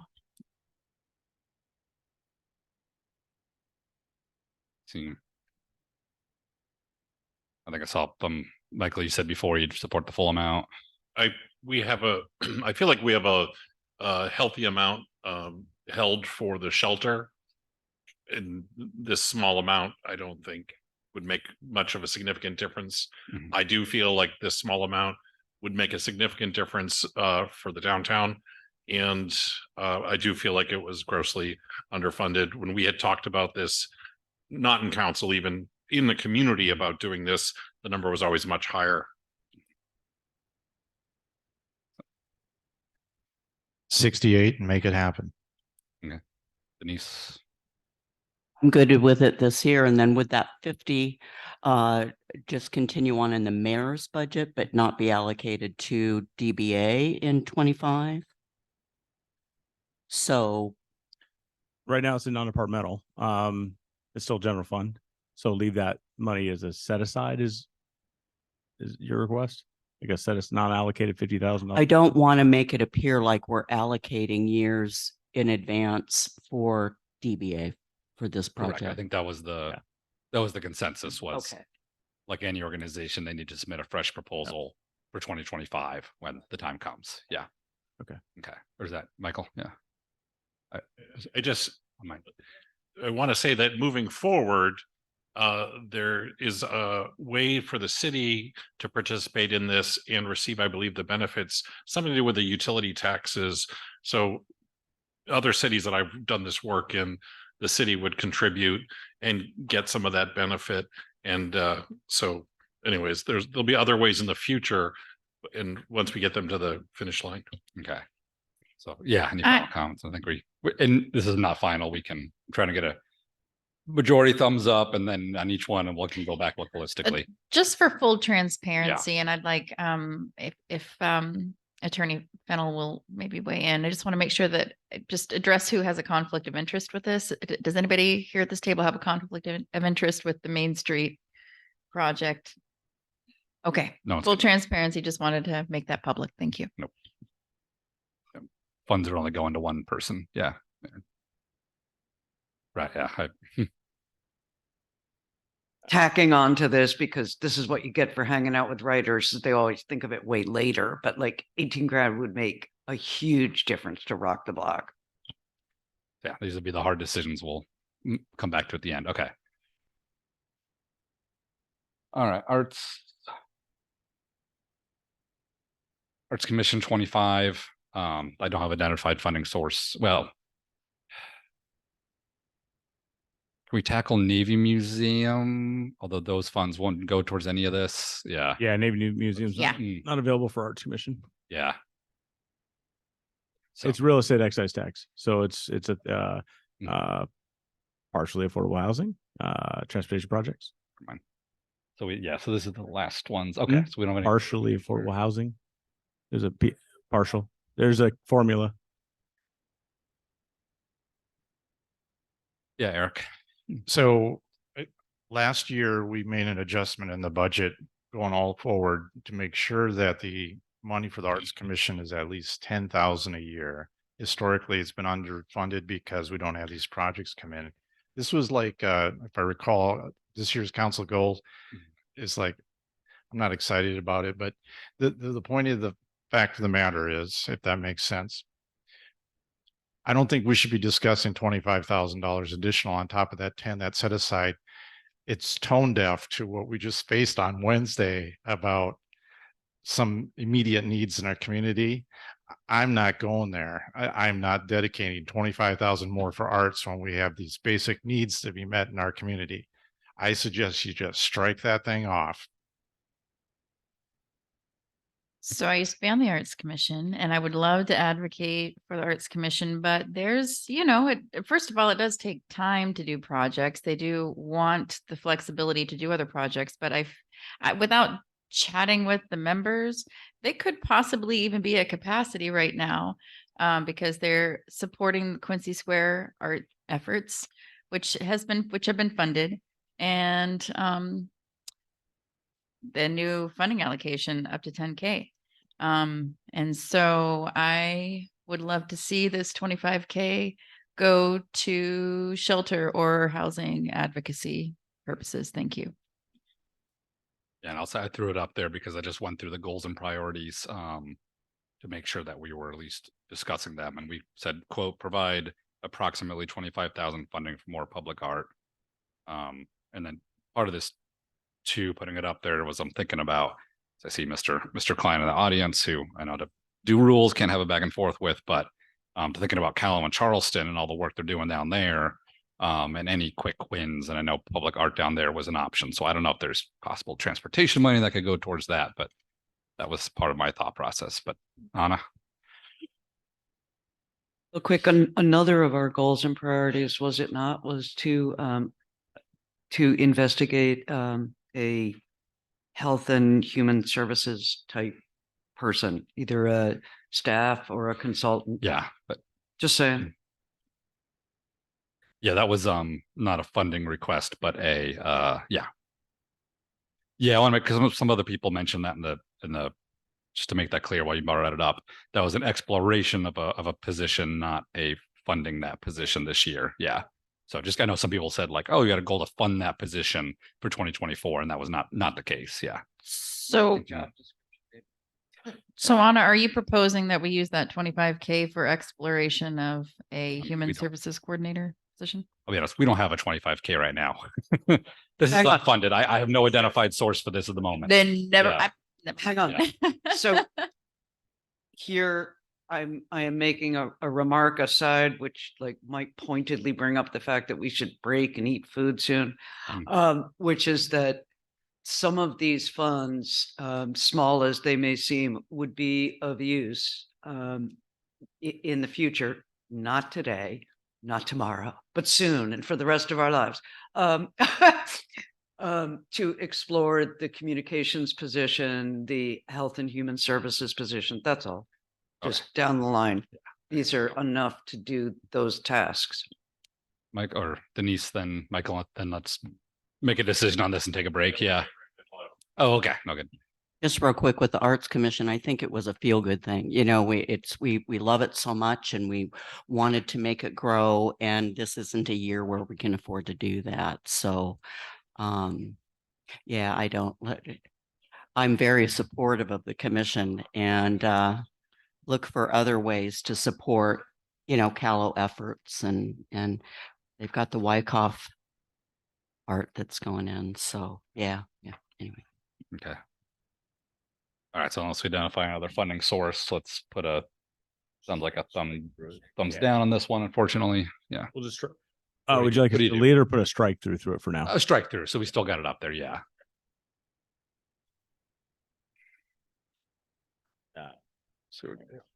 Okay. And then, yeah, take a 10-minute break, come back at 5:15. I don't want to throw it. If we need to continue in a fourth workshop or part of a study session, we can. So I don't want to be here all night, but we got a lot of items. All right, we'll reconvene 5:15. Like isn't there like another box you get on the stuff? Strike through. Thank you, Michael. I was hurting. We got nobody managing it. I got it. I sent him home. He's fine. He went home.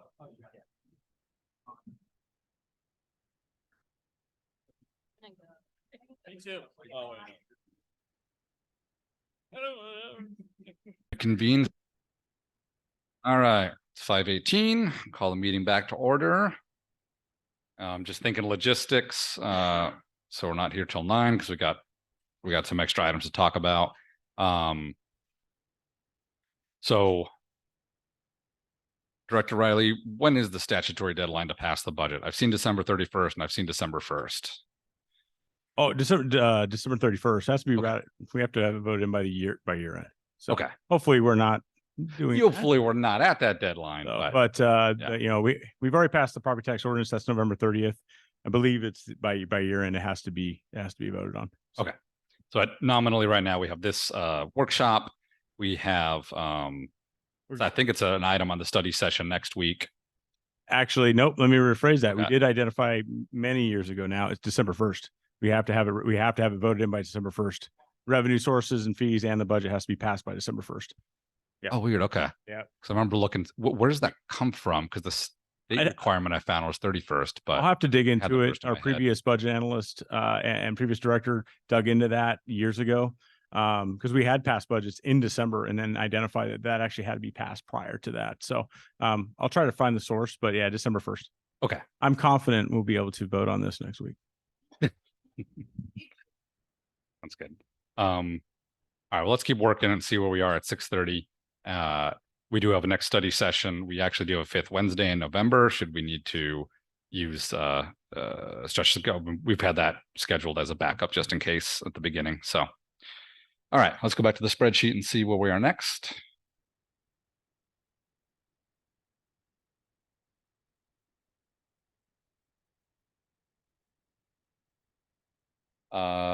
Parks discussion. So obviously we'd love to find $300,000 somewhere for ongoing maintenance. And then there's also in the other category, a proposal for 200,000 from Gold Mountain projected revenue for capital expenditures. I don't know if Director Riley, you want to talk on the possibilities of both. So depending on which one you want to talk about first, obviously FTEs or reoccurring sources. We have not seen an identified revenue source to fund reoccurring staff in any of the proposals yet, and I'm sure there's going to be a presentation. As far as the transfer from Gold Mountain Golf Course into Parks Capital. We do have Daryl here from the golf course. Can I speak on, again, existing needs, where we're at? Those are projected numbers for you. It really depends on how we finish up the year. Is that really going to be a $400,000 gap? We really want that transfer. We really want to kind of identify the year prior where we landed and move that after we kind of close the books. And our intention is to do that. Once we've identified where their fund balance is, if there's excess, we would, I would say administratively, but would request a mid-year adjustment to move that transfer into Parks Capital when there's those excess funds. But I will say probably a deeper dive on that conversation about that excess fund balance. Like I said, Daryl Matheny's here, and so is Jeff. Maybe we can talk a little bit more about their existing fund and where they think they're going to land. And is that really sustainable in some of the future needs? But that would be, again, just going to Parks Capital and would not be able to fund the 3 FTEs. Yeah, because I think the overall council goal is obviously, I don't think if we can avoid it, want to wait until 2028, 2029 until that debt's paid off to increase parks funding. So I think, yeah, the main questions are, can we do that? What happens if we do that? And is that 200,000 transfer useful to parks if it's in capital and not operations? I would defer to Director Alvado. We talked offline here a little bit. I think the answer would be yes, of course. Any money in Parks Capital offsets the need to go to REIT, offsets the need for other match, and he's got projects that he's got. So definitely, Jeff, you want to speak? I kind of just took your thunder, but no, yeah, you said it perfectly. You know, what we do is we go out and get funds to do capital improvements. There's no sustainable funding source for park capital construction. So we do it with a mixture of grants and REIT dollars. So what that additional capital funding from the golf course would do is it probably supplant REIT dollars. Supplant or replace REIT dollars. And what I think what we shared before is that project costs are going up, just like public work projects, park projects. They're all public work projects, construction projects. As those costs go up, the granting amounts are not matching rate. So, you know, what we used to be able to do with pretty much all grant money and a little bit of REIT is now all grant money and a lot of REIT. So REIT is favorable for all projects. There's a limited amount of it available. So anything we can do to not pull REIT means another project we can do, another project Public Works can do. Sounds good. So yeah, questions and suggestions. Director Elevado, so you said supplant. So I think, I'm not sure, I don't want to speak for anybody, but was the intent to add additional funds or to supplant to free up REIT funds with this proposal? May I ask President Coughlin? Sure. My initial thought was if the long-term plan is stated is starting in 2028 or so, when that golf course debt is paid off, that's all going to parks for increased maintenance operations. So maybe not in 2028. That's the capital. Okay. So initially, without knowing the separation of funds, my thought was, can we start taking from the golf course profits a little bit now, not all of it, but a little bit to start the ball rolling on increasing parks capacity and slowly ramp up to 2028. So it was, the intent was to not to supplant REIT, but to add additional funding to the parks budget. The original thought was to be able to increase parks operations, maintenance, just general capacity. The capacity. This is My the apologies, conversation of bad whether this choice of helps a or not. word. Okay. I often do that. So mark it up to my common misusing a word. What we look at is what is our total funding need for capital improvements. And we know what our funding sources are. So when we have additional revenue coming in to support that funding, we look at ways that we don't have to, you know, grants are grants. Grants require matches. Projects require additional funds to be completed. We don't get enough grants to complete the project wholly without additional funding. So when I say supplant, what I meant was that maybe we don't have to come and ask you for more REIT than, you know, we would use that to support our REIT ask. Well, thank you. And you've come to us quite a few times talking about the needs. So I hope that you're happy to hear several of us are hearing you this year. Denise? Errol? I just want to get a snapshot of what you're looking at as far as expenses in coming years and how you feel about this proposal. Yeah, well, again, 28 is when the debt's paid off. So we'll have a better idea of what our annual bottom line take is at the golf course. But I would certainly commit to being a year ahead of Parks. So we'd see how the golf course did, and whatever our bottom line take or your bottom line take was, help that next year's budget for the parks. I'd hate to commit to $200,000 for 3 FTEs, because I can't guarantee you that the budget that we presented for the golf course is going to be that. There's a lot of influences there, but yeah, I think if we look at it on a year-to-year basis and whatever we can afford, if our beginning balance is solid, and we've got money to give to parks, then absolutely, I'd love to do that. Yeah, Mike. So if I could add in kind of what I run to look at the health of the golf course and when the time is to move some money, maybe meet with the golf course and Jeff and say, hey, let's slide the 200,000 to a mid-year. Let's do 100,000, move to capital, analyze their fund balance, where they're at when they finish. So last year they finished with a pretty healthy fund balance, but there's also, so what's that number? So we keep 17% in the general fund to operate because of, with the economy, that's the best practice. What's the best practice for the golf course? They need cash flow. They need some of these things. So we identify that target number. So is it 20%? Is it 17%? Is it 10%? We're trying to find that threshold with golf. What's the industry best practice? So when we establish that leaves them operating fund balance in that fund. Everything else is reserve. So then what's their future capital needs? We talk about that. There's $500,000 in golf fleet. As they talk, it's expensive. That's $500,000 to $1 million they need to outfit improvements. We're still waiting on the previous order. So they're not in here requesting what they can't get right now, but we know that's on the thing. So I take $500,000 out of that. They need that. And then we get to that number that's left over, and that's when we transfer into capital. And we're analyzing that because they are doing well, and we can start seeding some money into the Parks Capital Fund, which would offset the need to go to REIT. We need to go to the sources, need for donations that Jeff brings every single time. I think we have a grant. There's a donation check that's coming.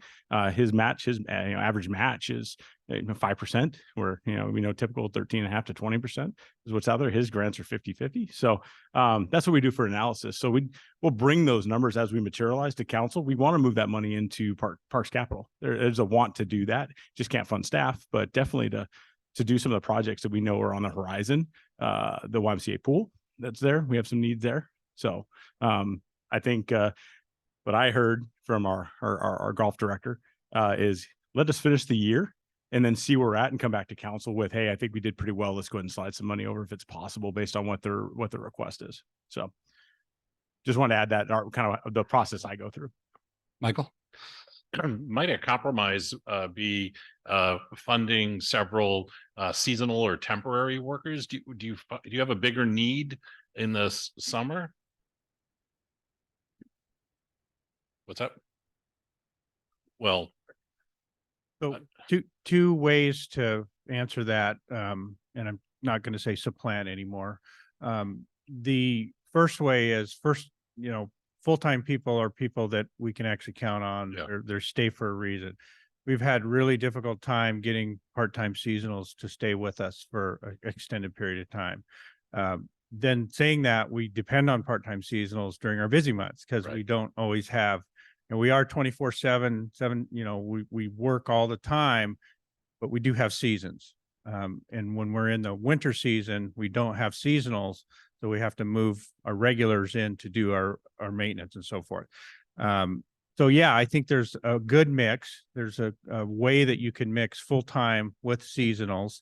But we also have to talk about service levels. And, if you're talking about adding FTE, we're already behind. So if you expect a change in service level, I can't guarantee that that's going to happen because we're already behind.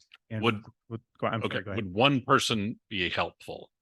Absolutely. Okay. Like sometimes we talk like the fire department, they need teams, but if so maybe there's even a way to the flexibility that we were just talking about made me think that could be a better start for seasonal.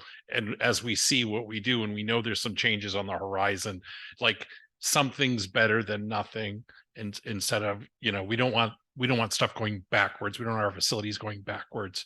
So that's all I was kind of just, trying to figure out a way to do this or this light and move forward. Thanks.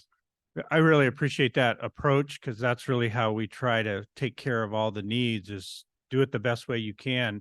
Seasonally, if we can bring seasonal people on that can work 40 hours for a short period of time, then we have more hands that need to be out there during the season when the grass is growing and everybody's enjoying the parks.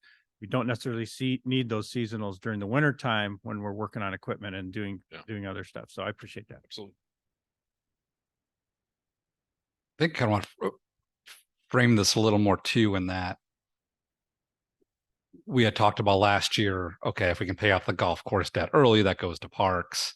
I personally don't think it clicked in my head that that's capital only and not maintenance. I think the main challenge right now is we've seen maintenance, and my gosh, there of course is other park areas that could be improved, but then they'd have to maintain as well, and that's going to increase current costs. So just kind of for mayor administration, is there any plan at the moment or any brainstorming on how to increase park operations? Is there any grants? Is there any just any plan at all? I think we've talked about it in our finance committee meetings and throughout the years. The tone for me is we need to identify revenue. We have a public safety need. We need to identify revenue sources. Right now, there's a $6 million gap. I can't look internally into our own funds and say we can fund an additional general fund staff right now. There's a significant gap. It's going to be looking at revenue options and partners. Do we, with parks, does any of the current maintenance type or does capital stuff ever draw off of other funds, right? So once these funds become available, would that, do we ever dip into the general funds or whatever to do park stuff, that capital stuff that once we get some money from the golf course would supplant those funds and free up funds in a different area? I do hear what you're saying. Typically, no, we don't see a lot of general fund transfers into our capital program. Jeff utilizes staff to do match. Forced labor account, in kind match. But no, typically we're not trying to infuse our capital program with general fund money. We look for other resources. So it's not a way to try to shift that and be able to offset the general fund money that maybe potentially would have went into parks capital, but it does not at least in the last 10 years I've been here. Jeff might be able to speak previous to something else, but no. So it sounds like, if I sum it up, if we did the 200,000 now, we're locking. I mean, we could do 400,000, but of course that's really, I think that's obviously cutting it way too close for the golf course. 200,000 sounds a little dicey. Am I understanding correctly? It's the case if parks let's say a grant comes up, there needs matching funds to do, and they'd normally pull from REIT, and let's say that's in June of this year, of June 2024. At that point, we take a look at the golf course and say, oh, we could pull from REIT, or hey, the golf course is on track to have a great surplus. We're going to pull from that. Yes, that's possible. Okay. Like I said previously, what I'd like to do is we close out the books and now analyze, because there's a adequate fund balance in golf. I think we started the year at 2.5 million, 2.6 million. Want to see where we close this year, and that'd be, I think that's a resource right now that is available to look at and analyze based with all those other criteria, and then present that. Say, we have an option to get 100K out of golf this year for a match for a grant into the Parks Capital Program. Yes, there's a long way to yes. Is there the case where parks may not apply for grants without this money kind of dedicated towards that, or? No, not right now. In our REIT forecast, we've identified what Jeff believes is his future projects that has that dedicated kind of REIT component where he would chase it. And you see that funding plan and how that works. I think it makes it easier if we had funds sitting there waiting for him.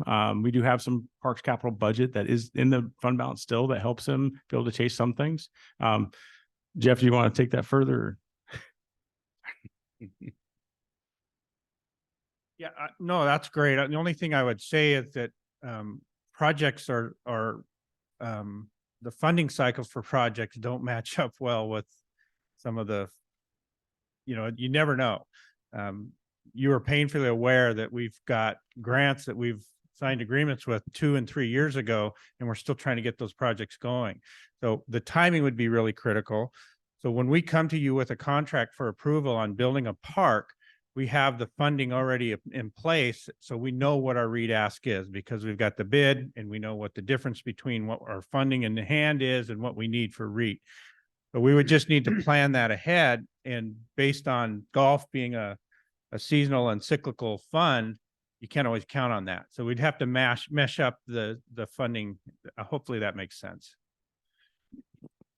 Could I maybe bring? Oh, something yes, up? yes, please, Mayor. And yeah, Yeah, as far as we did, we've been trying to complete the build out of Pendergast Park. There's, I think over is it up to 5 million now in today's dollars, Jeff, that's already invested up there. And it's probably half done. If we can complete the project and get the fields turfed, get the entire complex, tournament ready, league and tournament ready. We have a business plan. We contracted out to show what kind of revenue would come back into the city from full build out. This is league play, tournament play, summer camps and rugby, lacrosse, soccer, including the softball up there. So we see tremendous revenue potential here, as well as just a great community benefit. I would be open to talking with you and the rest of our department on what projected revenues might look like in a business plan if it was parks generated. I mean, we can discuss formulas like that. It's similar to the Gold Mountain one, where that's a little easier to discuss, where you pay off debt, you redivert your former debt payment. So makes sense. yeah, that's it for, we haven't talked about, there's encampment cleanups are an issue. We are reviewing internally ways to maybe be more efficient with encampment cleanups. That takes a huge amount of resources. From parks. Yeah, in parks and streets, and so being both. So, but we're just talking specific parks here, but yeah. Things like that, especially when you have to team up for them. You got to double up for that type of work. But we're still kind of working on what a contract might look like on that one. Sorry, so Eric and Denise, on parks. So I'm in support of the Pendergast expansion to continue and to develop and actually come to fruition. I'd like to study the business plan more. We should probably have a study session and talk about that and make it perhaps a council goal, so it's not just something that's out there. The fact of the matter is, though, I believe it to still put us in the place we're at now with Gold Mountain. It'll be an enterprise fund, and any profits will be only used for capital. So I suggest you strike this one out. Nice try, nice thought, good for discussion, but we don't need to decide tonight. I was doing some Google search here, and I think we had a member of the public that talked about, I'm not saying we got to think outside the box. And so Washington State has charged park fees. And I kind of like the idea of, if you're a non-resident, if you're a resident, you get a pass. If you're a non-resident, there's a park fee. So I think we need to not discuss this tonight. I'm not generally a big fan of taxes, but historically parks isn't getting funding. And when you come up with operational dollars, people that use the park should pay for the park. Taxpayers that are residing in Bremerton should get essential park services for free. They should pay more for like shelters. It's something that's beyond that. There's a certain reserved area that's dedicated just for them. We already have that in there. But when you have non-residents that go to Kitsap Lake and launch their boat and do all that stuff, and we have to maintain it, well, then maybe, but be careful. There could be a quid pro quo too, right? And so it's something to think about, but we definitely need to come up with a revenue stream now that we identified it tonight, that's not dedicated to capital. It has to be for operational, and we need to brainstorm. So. Yes. put on for discussion later, maybe in that in-depth discussion. And I'm not saying I'm a proponent of this because I just learned about it yesterday when I was Googling, but sometimes for major capital investments like a Pendergast complex, which is kind of a sports complex, Pendergast Park doesn't really call it what it is going to be, but districts are created, park districts are created. And I just, might be a horrible idea, but it's worthy of exploration. Just to build on that, I may be an accountant, but my bachelor's degree is in history, and we've been through the Parks District vote before, and it failed horribly. And we had a great cheerleader in Mayor Bozeman. If he couldn't achieve it, I'm not sure anybody could. So we do have a little history on Parks Districts, and I don't see the environment has changed dramatically since then. So that's good, but it's a good thought. But I'm open to it, but historically it's gone the road of annexation, failed miserably. So Gotcha. I appreciate the brainstorming because I think exactly we all see the need for more parks. So I would love that as a council goal at the start of next year to say, let's identify and come up with a plan, knowing that even now 2028 is not going to get extra operations maintenance, just capital improvements. Let's come up with a plan to enact and explore all these options. So with that said, any other, I got no other ideas except for pulling from fire, police, or anything for parks, which I can't justify. Unfortunately, if there's any suggestions for 2024, to be able to fund parks operations. No, where was that? Where was it found from again? I apologize. I wrote it Oh, down. that was the projected surplus from a Gold Mountain Golf Course. Okay, so only operational. Thank you. That's all. Only capital, not operational. Yeah. Aye. Sorry, Mayor, just seeing your mic on. Just want to make sure you didn't and what have anything else to add there. Okay. Well, yeah. All right. Yep, parks. Yeah. Any other ideas? Okay. A quick clarifying question. So, is the shelter project a capital project? I have a capital project that's not parks that I was going to target. Is the shelter But I project capital? I see brainstorming for parks. So continue that line of thought. Yes, the shelter project would be capital. The golf fund cannot fund that capital. It's only able to fund Okay. parks capital. Does that mean, okay, wait, I need to circle back to one other thing. So that's a capital project. Does that mean 1% of the funds are going to be dedicated to the arts from that project? You'd be correct. I'd have to look at the Oh. federal rules on with the Right. rescue funds, The ARPA? and then utility dollars typically don't match. We'd have to look at the rescue REIT? might apply, but I don't think a REIT, yes, the portion of REIT would qualify if we spent that. Okay, thank you. Yep. Very funny. Yeah. Anything else on ideas for parks for 2024? And then we'll move on. Okay. All right. Let's go next on the sheet here. All right. So general fund, rock the block proposal, which we did say we wanted to talk about. So I don't know if there's anyone who wants to pitch this one. I know we got the application a couple weeks ago, first time, or yeah, just to tee it up. Go ahead, Michael. Or I don't necessarily want to. Well, I don't know. Yeah, I didn't raise my hand to pitch it, but I would love to find some ways to support this. But I think that something I don't always align myself with, use the term mission creep, and we talked about it a lot in nonprofits. But I just think that we have to say, as a city, what services do we need to do, and establish that, and then say to a group like this, like a RFP kind of thing, just to provide those services. So does that make sense? Like, yeah, it just needs to, we need to say we have a need first, and then people have to apply for it. So anyways, that's the only thing I wanted to say on that. So yeah, Anna.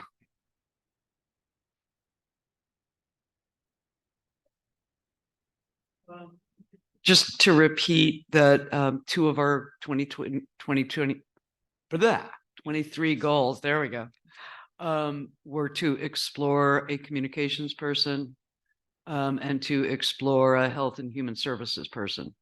So, if this council doesn't feel ready to do 50K for Rock the Block because of scope creep, yeah, I am that tired. Then at least to be thinking about setting aside some sum of money for both of those purposes.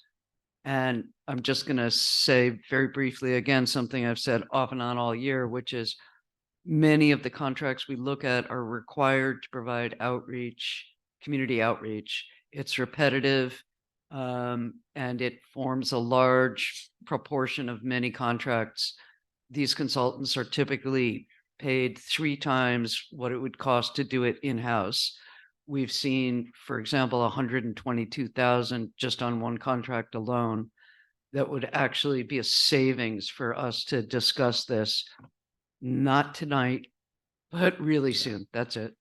Yeah, and so just to respond on that one with the 2 goals, trying to squeeze them in to our study sessions here, and might carry over till January until we get new goals and priorities. But yeah.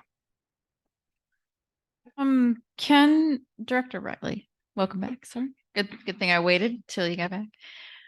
Can you remind me, have we provided funding to that? What's the name of the nonprofit consortium that Tony Ives has come to us with for the apartments?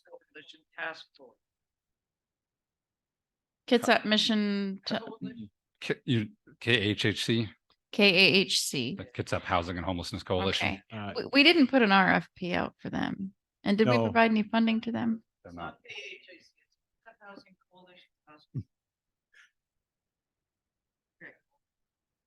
I just need to hear it on record. What is the name?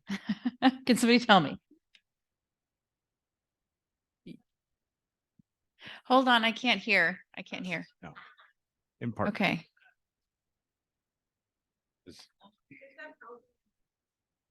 I'm listening to Kylie. Okay, Kitsap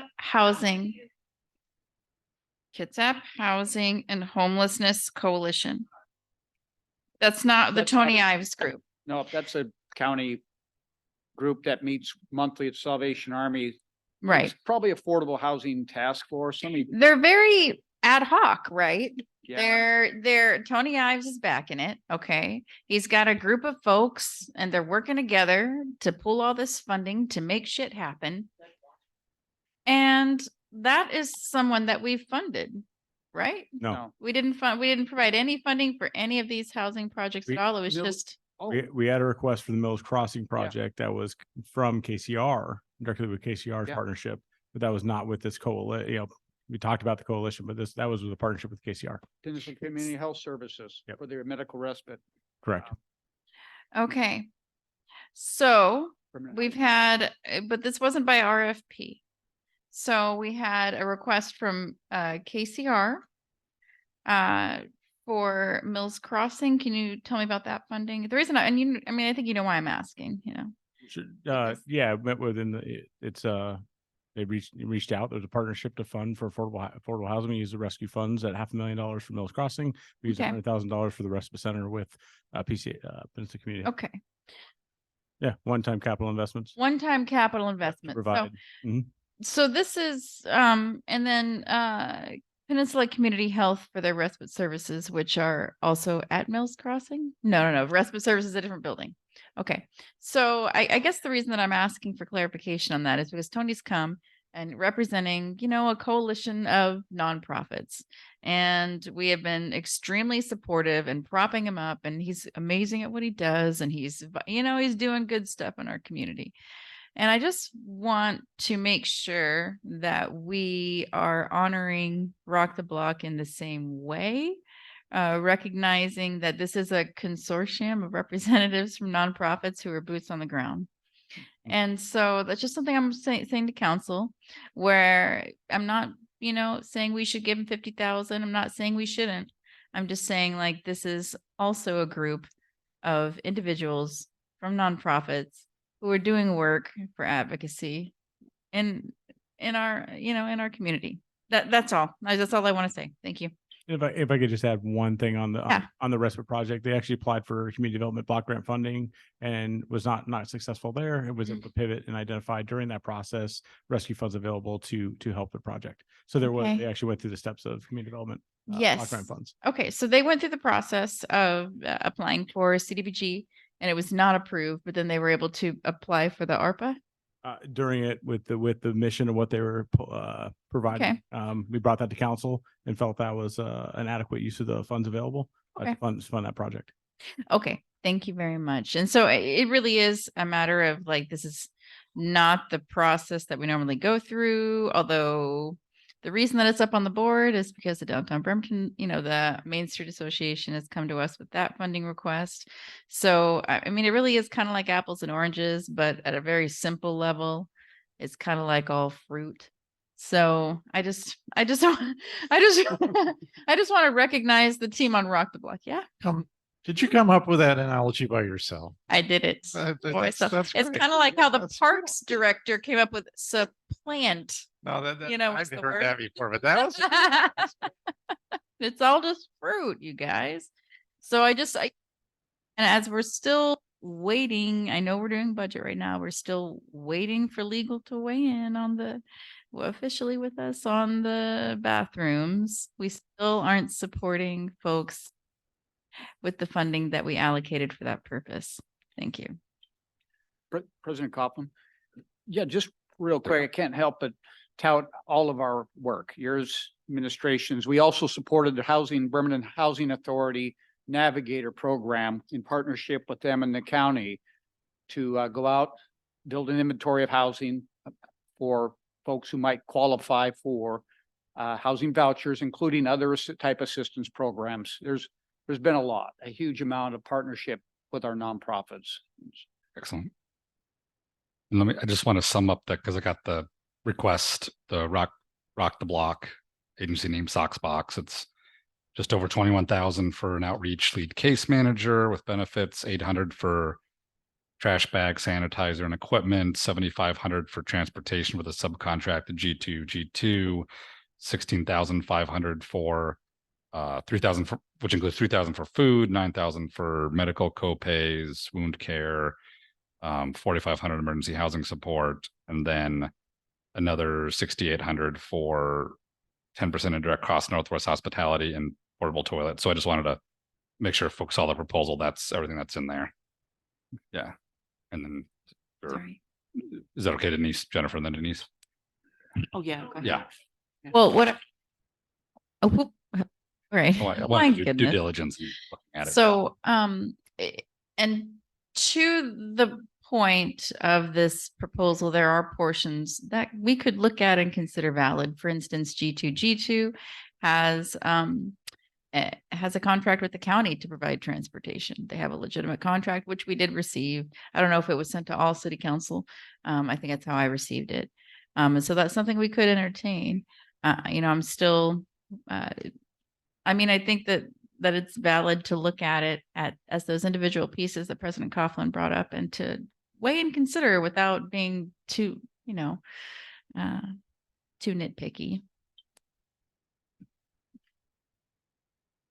I want to clarify that these are individuals not representing the organizations for which they work. They don't lead the organizations. They're employees of the organizations and they're volunteering in their spare time. At least that's what I believe to be true. And that's a different animal completely. However,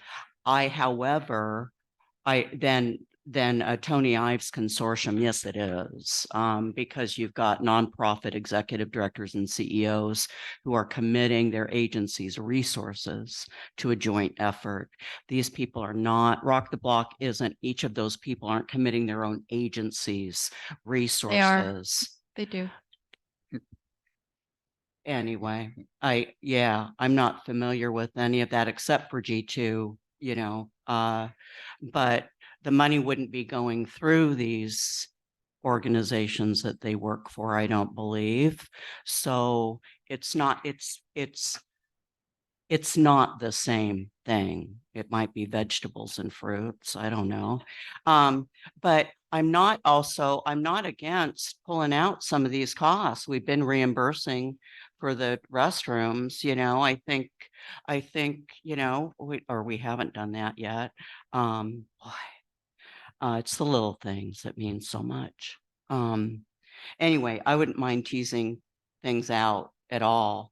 And I don't like it when we trying to compare in order to advance one thing over another. It's like when you give us a shelter or parks or a shelter or this, and it's really hard to make those decisions. But I'm really supportive of their efforts, and I want to figure out a way in which to make it happen. May I just And clarify? they Sure, really and do then I'll- give Yeah, themselves. then I got another clarification. Yeah, I just want to reply, because your concern was that these are individuals, not representing their agencies, but they actually do use their agency resources. So, Dawn Michelle, for instance, is from Socksbox, and she brings her resources to the streets with her.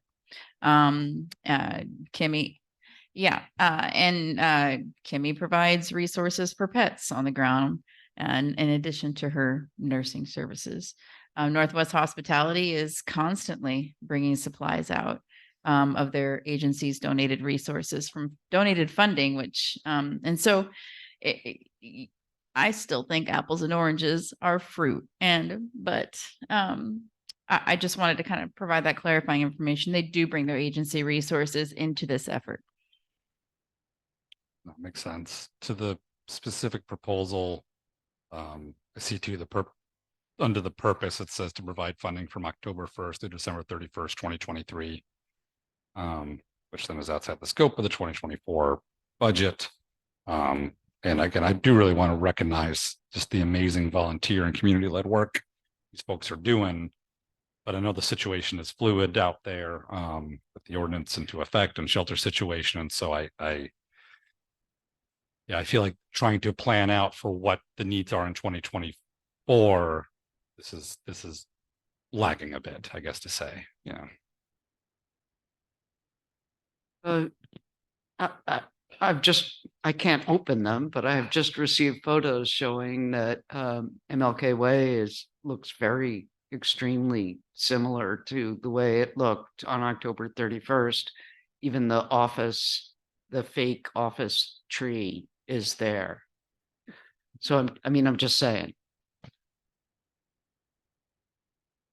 Is that? These you have in offices. There's been one there for a long time, and Yeah. even it is still Moving there. on, yeah, Eric. So I'd like to move this item along, if we can. So- Yeah, Uh, just President Copeland, was Mhm. that I couldn't tell if that was an update, but we are required by law to post property of the individuals who vacated for 72 hours. So we are scheduling pickup for Saturday.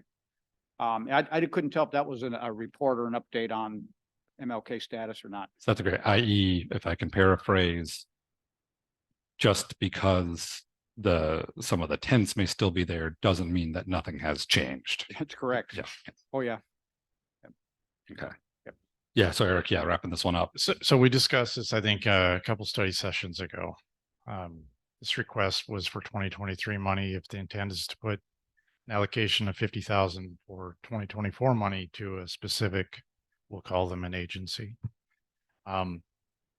Again, you could earmark $50,000 in the mayor's budget, but it really needs to go through the administration for an RFP. It always has. Maybe you can find some obtuse thing that the council did 10 years ago, or maybe you can find something in the last couple of years and I'm losing my memory, but it's just outside the normal course of business. This is the area of the administration. You can allocate money for specific purposes if you want to do that. We already have whatever it is, 2.1 million, whatever we're banning about in this big pool. And I suggest that the administration is the one that needs to say, hey, we're going to do RFPs. We like what Rock the Block is doing. And that's the proper procedure, in my opinion. Yeah, I agree. Okay, not seeing broad spread support for this. I think let's put a line through it. And is it critical of this? Sorry. Okay, I'm just suggesting we move on to Correct. the All right. road diet. so we're moving on. Okay, so I'll put a line through that one. All right, what do we got? Just a real quick preview. What do we got left in? So that's everything under general fund, right? Correct. Okay. And then what's left in trans cap and other that we haven't touched on already? I'm talking about 6th Street. It's pretty much all 6th Street. I think, do we cover the Oyster Bay improvements? I think that's already been, it's already been covered. I believe so. Okay, So it's 6th Street and then Quincy Square sidewalks was added. Okay. On side, changing the program, removing the utility funds that are identified in that project. okay. And then 2024 other, what's left there?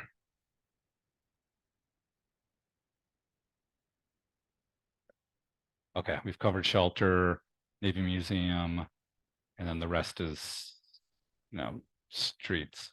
No, sorry, we have not covered Navy Museum. We covered shelter ARPA. Okay, so keeping an eye on the time. I know 6th Street will probably be a chunky discussion, which we could either do now and then call quits, or we could try and cover the other little ones and punt 6th Street until do the big one. Okay. Yes. Is that good? Okay. So let's talk about the 6th Street rechannelization. I think I'll to tee this up. We've had this conversation a bunch of times. I think from where my understanding is, the plan that's been presented to get this done from the administration has been to, and I'll just say this and let you come up, Director, has been to just keep applying for grants and hope that one comes through in the next year, the year after, and we're looking at construction many years out. And I think I say me and some others are just, we're looking for any way to get this done faster. And I think we've identified some funds to help do that. But I think I personally, and I'll let other council members speak for them, really am not satisfied with this being out many, many years. And I think I really want to, sorry, put my foot down hard on this one and say, let's keep brainstorming to get this done quicker. So, anyway, Director, if you want to come up and respond, there's been a lot of emails, and then let's go around on this one and see what we can hash out. And we see the proposals up there identified of possible funding to contribute. Thanks. And honestly, I kind of want to tag team this one with Ned because the Sure. delivery is under him, but let me just, so did everybody, I sent this email today. No. Oh. Okay. I'm sorry. Well, let me, so I had a response to several of the questions that were raised last week. And one of the questions, and you'll get it. One of the questions that was raised last week had to do with, can the 6th Street preservation be constructed in 25, right? And include the rechannelization. Let me just read what I wrote. So no, it can't. The construction obligation deadline for the preservation project is June 1st, 2024. That's a hard deadline that's put out by PSRC. Okay, to meet this deadline, staff intend to submit the obligation paperwork by mid-February 2024 and advertise in March 2024. The schedule doesn't allow sufficient time to amend the design to modify the project scope, regardless of whether the funding shortfall can be resolved. So I'm trying to speak to 2024 construction. So then the question is, well, can we push that deadline out, right? There's an extension opportunity through Puget Sound Regional Council, and there's a 45-day, I think, Ned, and then there's a 1 year, but they have hard policies that need to be followed. So let me read this. Note that the extension of the obligation deadline requires approval by PSRC consistent with their project tracking policy, and extensions are not granted to projects that are delayed due to shifting priorities. And then I have an excerpt here from their policy, and I which I didn't do it, but it's underlined delayed due to shifting priorities. That's a hard no. And then Shane actually, he's the vice chair, I believe, for the committee that approves or denies these. He reached out to PSRC staff who confirmed that extension would not be, that 1-year extension would not be allowed. So anyway, there's additional answers to your, we'll make sure that these get to you. Anything you want to add to that, Ned? Okay, all right. Was the question about the Fisher Plat, or what was the question?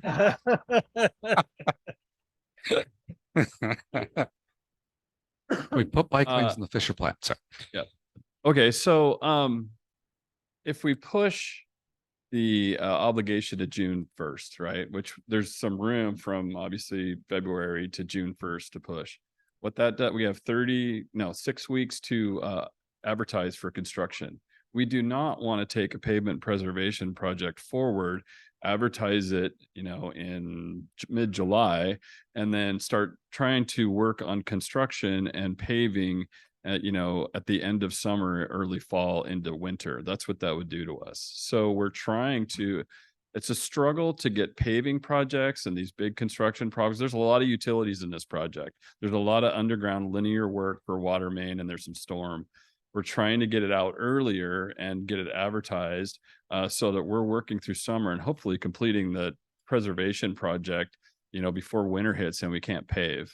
So that's the constraint on the front end of why we're trying to advertise when we are. So that's probably not helpful for the what we're trying to accomplish, but that's why we're doing what we're doing. It's much appreciated to know all the constraints and see what we can do. Okay. Can I just add a little bit more? So we're executing the plan that has been approved, and these projects, they take years to deliver. The pavement preservation project, just for this one street, just for 6th Street, we'd spent a 10-year effort to do a mill and fill on 6th Street through 3 different grants that have been secured through Puget Sound Regional Council. We applied for this mill and fill, this pavement preservation grant in 2020, and actually there was a council resolution that specifically identified the scope of that as a mill and fill. Okay, a pavement preservation technique. Our engineering division is down one engineer right now. They are at capacity with the capital program that they currently have on their plate. So to expedite this project, pull it up, do it right now, something's going to have to give. So I just please consider that. I know. Hey, Director Nucky. So I saw in the budget that the 6th Street Road diet, which is a totally separate project, is now budgeted at 575,000. Is that correct? No, I don't know where that number came from. Okay, hang on, let me find it for you. While I'm Is that the REIT obligation? I can't say because I have not yet opened the document. So hold on, please. While I'm looking for this, there we go. On page 113, the REIT the 6th Street Road diet is, and is REIT, I'm pretty sure. I'm getting real familiar with this. It's listed as costing 575K. That's all of the REIT match that's identified for the project. That's not the project budget. That's just the match that's been identified in those years for REIT. So that for that grant that we went for, we had to identify the REIT match, and that's what this line item does. Okay. Hang on, let me just write that, because you know what's going to happen if I don't write it down. So the adaptive signals in the 2024 budget, this is a second clarifying question, totals 892K. How much of that is city match? We can get you the actual number. We have to look it up, but that's funded through the STP program. So it's a 13.5% match on the total. Okay. And Kim, do you have that number? Okay. So it's Mostly grant funded. About Yeah, $120,000. yeah. For the, for the total, it's about a little over 450,000. For What? total match on that? Oh, really? Oh, okay. I'm sorry, what? For total match of that project, it's a little over 450,000. Okay, now we're cooking with gas. Yeah. So we have 450,000. We have a surplus of REIT, not a huge surplus, but a minor kind of happy small surplus. I understand that Puget Sound Regional Council will not accept delay as a matter of shifting priorities, but would they perhaps consider a delay to fulfill older priorities at the same time, explaining to them that if you put in all of the ADA ramps, which I believe someone said was around 15K per ramp, and then have to take them out when the road diet, finally drops from the sky or in some way is happening, isn't that an expense that PSRC might see as, like putting them in and then taking them out again? Isn't that something that they might understand as a cause for delay? Do you want to answer that or you want me to? Well, I'll just take a stab at it. We asked the question. I mean, they're looking at it from a project specific standpoint, the grant funded project specific standpoint. The funds are committed for that one project. That project stands alone. So they, I don't think so. We could try to craft our request differently. I think we'd end up with determination from them that we're shifting priorities, and they would deny the request. I mean, that's the answer that they gave us when the question was asked. Well, Can I add to that before you go on? sorry. Okay, so PSRC needs to spend the money that they're given. And there is a lot of energy put into making sure that when they award money, that money gets spent. And money that doesn't get spent and doesn't get utilized that cycle goes back into a pot that either goes to WashDOT to spend or goes outside of the state to spend. So there's this big push at PSRC when they award these funds that they get used, and it is really discouraged to do any kind of a delay to doing that. So I don't think what you're describing is going to really outweigh their need to make sure that we spend the money that they've awarded to us in a timely manner. Honestly, I think that's the best answer I could give you. And they have a history of pulling the funds back when you don't deliver, when you don't perform. They've done that. Well, here, I guess I'm just saying that the match, what is the match on the pavement on the phase 3? What's our city match on that? Hold, please. One moment, please.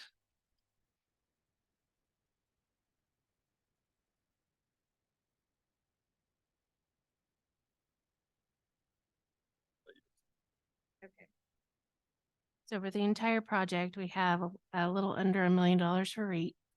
And then there's utility. A little under $1 million from REIT. Okay. This is total project. And then for the utility components are 2.3. I'm so sorry. You're so soft-spoken. Could The you utility components are 2.3, and that comes from, the utilities. okay, so the utility, 2.3 million, Correct. and the REIT is just a little shy of $1 million. Correct. Okay. So this is 3.3 million that it is in city match alone to do the pavement work, to put in the ADA ramps, stop me whenever I'm like, wrong. And these are ADA, and so the hidden cost to this is that when in the future, the road diet goes in, each one of these ADA ramps will have to be pulled out. Or many of them will have to be pulled out. So we don't know that yet because we haven't designed. You're talking about the mill and fill, but you're also alluding to having to do significant reconstruction Okay. with the Sixth Street, I'll just call it a road diet. We don't you. know that right now because we haven't designed it. We don't, I'm sorry? and we are conservative in putting together project budgets. One of the really challenging things about delivering design and construction with grants is you have to come up with your best estimate of what your total project cost is before you really know exactly what you're building, right? Right. And so because of that, we try to be very conservative because quite honestly, there's not sufficient revenue for us to continually come back to council. Well, we missed this, we missed that. We need $1 million here, we need $1 million there. We don't know what the scope of the project is and won't know that until we complete the design. Ned, anything to add? I would just correct one thing. The utility money isn't, it can be used as match, but with $1 million of REAP money, that's really covering the match. The utility funds are in the project because we have to replace water main and install storm lines. That's not match money. It's just money that we put in the project to make sure we cut the street one time. Yeah. That I was figuring that you would put them under the pavement. Yeah, you just called it match earlier, so it's not match. Oh, okay. I said it was given me in response, but I was wrong. Sorry. I'm sorry that distracted me, Director Nucky. I really am that tired. You submitted a grant for this, and I understand. Okay, I'm going to wrap it up as soon as I possibly can. You submitted a grant application for this last year and this year as well. Is that correct? That's correct. Yeah. So isn't it designed? No. The grant application, the first grant application that was submitted last year was for design and construction. The grant application that was submitted, I think it was July of this year, the specific request was for design and a right-of-way with an estimate of what the right-of-way meant. And then that grant application, they also wanted to understand what the construction cost would be. And so an estimate was made as to when that would be delivered, and some dollar values were included in that. But the specific grant request was for design and right-of-way this year. So it's like a preliminary design. And here, when I was a printer, we would call that a cartoon. It's just like a sketch that you're giving somebody to show them what the layout will look like. So I think you're referring to, there was a contract that was executed, a small contract with a consultant to help us put together the grant application that was submitted last year. And had we gotten that, we would have done the design and pushed hard to do the construction next year. And it would have been tough, very tough, even if we would have got the funds last year. That consultant put together a really well-developed cartoon, is what he put together, in order to help communicate the project. That is not a design. That's not even close to a design. There's no survey. It's the best way to call it is just to help communicate the scope. That's what exists right now. So I'm going to interject on, because there's like the terminology is really important. Is there a professional word for the cartoon, or is any? Yeah. So there's no sealed. There's no PE stamp on that. Okay. It's not a design. It's not bid ready. Ned, you got anything to add to that? I just want to make sure we got like right terminology moving forward. When we go after grants, the applications are not designs.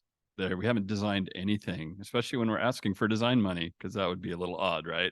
So we put together a grant application and we try to have as robust an application as we can. And sometimes really robust exhibits and like preliminary layouts help with that. And that's really what it was. Okay.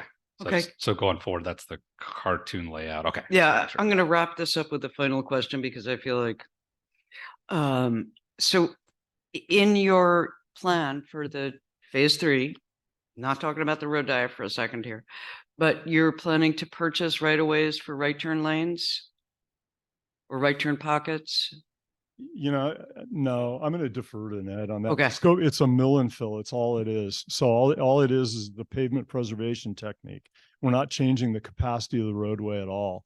The only thing not related to the mill and fill is in some cases where we have ADA curb ramps that don't meet current standards, we're required to upgrade those to current ADA standards. So And will those that's be the project. compatible with the road diet moving forward? We will know when we design it. We have no idea at this point Okay. because we don't know what the requirements are going to be for the road diet.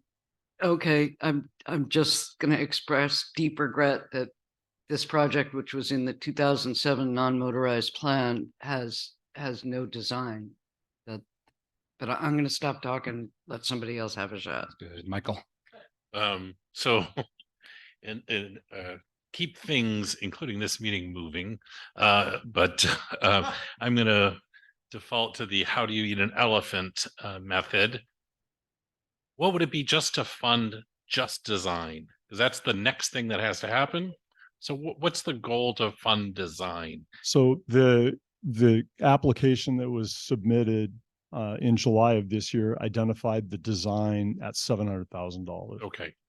So, I mean, I don't know if that's what we've been looking at, but like that's something, and I don't know if we can figure that out, but you know, or if we can, what funds are available, like can we use REIT or something like that for that?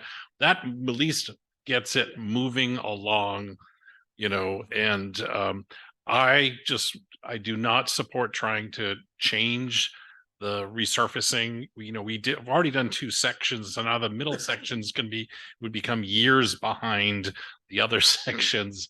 So I think it's important to keep that going. I just can't imagine there would be a significant reworking of any ADA ramps, that it might, but I don't think there'd be significant. So I'm behind keeping the 6th Street preservation on track and trying to find a way to get us that first step. And is that 700? Is that 100% design or whatever? Like I know sometimes we talk about a 30%. Like we.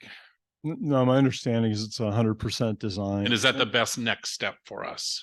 Yeah, that's the next step. Okay. And there's an estimate in there for right of way, and it's depending on how much right of way, that might be less than that. There's contingency funds, might be less than that. Could be a little bit more, but that right now our estimate for design $700,000.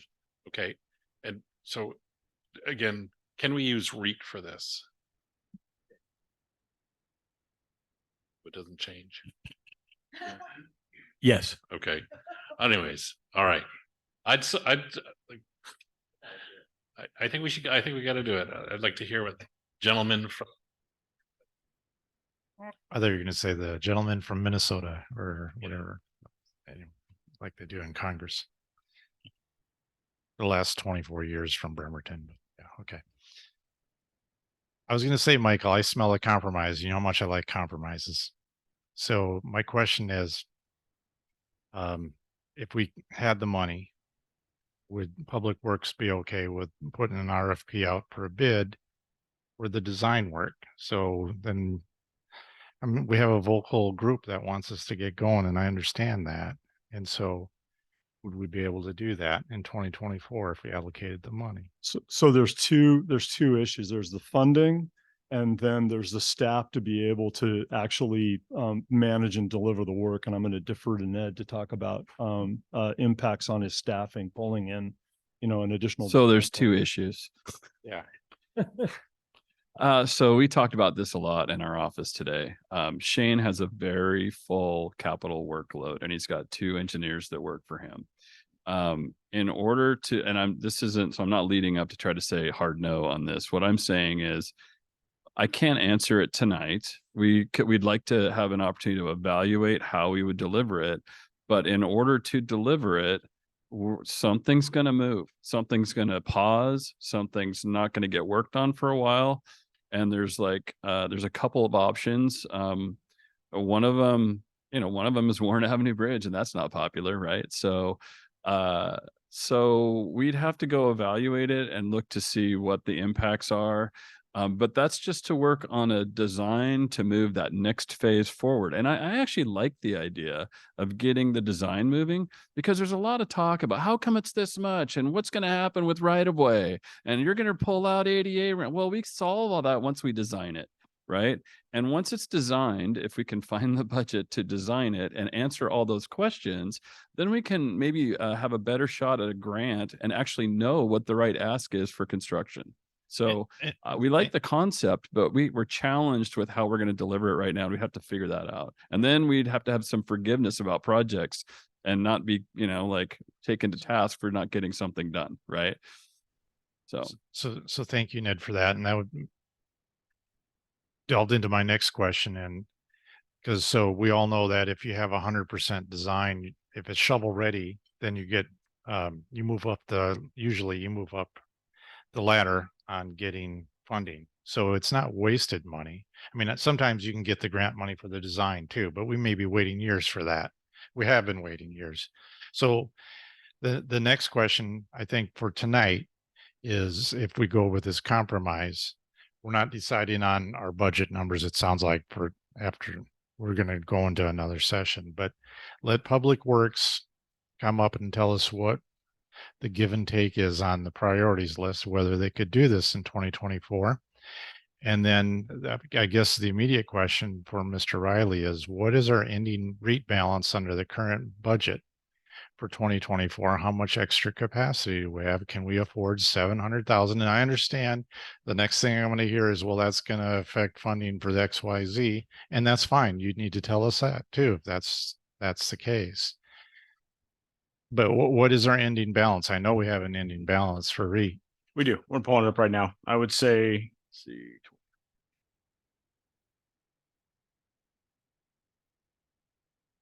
Ending for 24. So right now, ending projected fund balance for ending at 24 is $6.8 million. 6.8 million. So no commitment perhaps from the administration. It sounds like it's feasible. You guys run the numbers and look at the other projects that you're having planned out. And then our next meeting, you tell us the pros and cons if we tap the budget or allocate 700,000 out of ending fund balance for this project to start next year. Now I'm going to have someone saying this should be for homeless, and I understand that perspective too. So, okay. So Yeah. Anyway, that's where I got. Thank you. I saw, sorry, but yeah, I want to make sure. I retract that. Yeah. I just detected a theme. I apologize. Yeah. I want to give everyone a turn, including myself, on this one. I didn't know, Denise, you saw your hand up briefly, or are you good? You did. Yeah. Okay. Then yeah, Denise. Yeah. And then Jennifer, and then, because you didn't, Anna started us off, right? Yeah. Jennifer, then myself.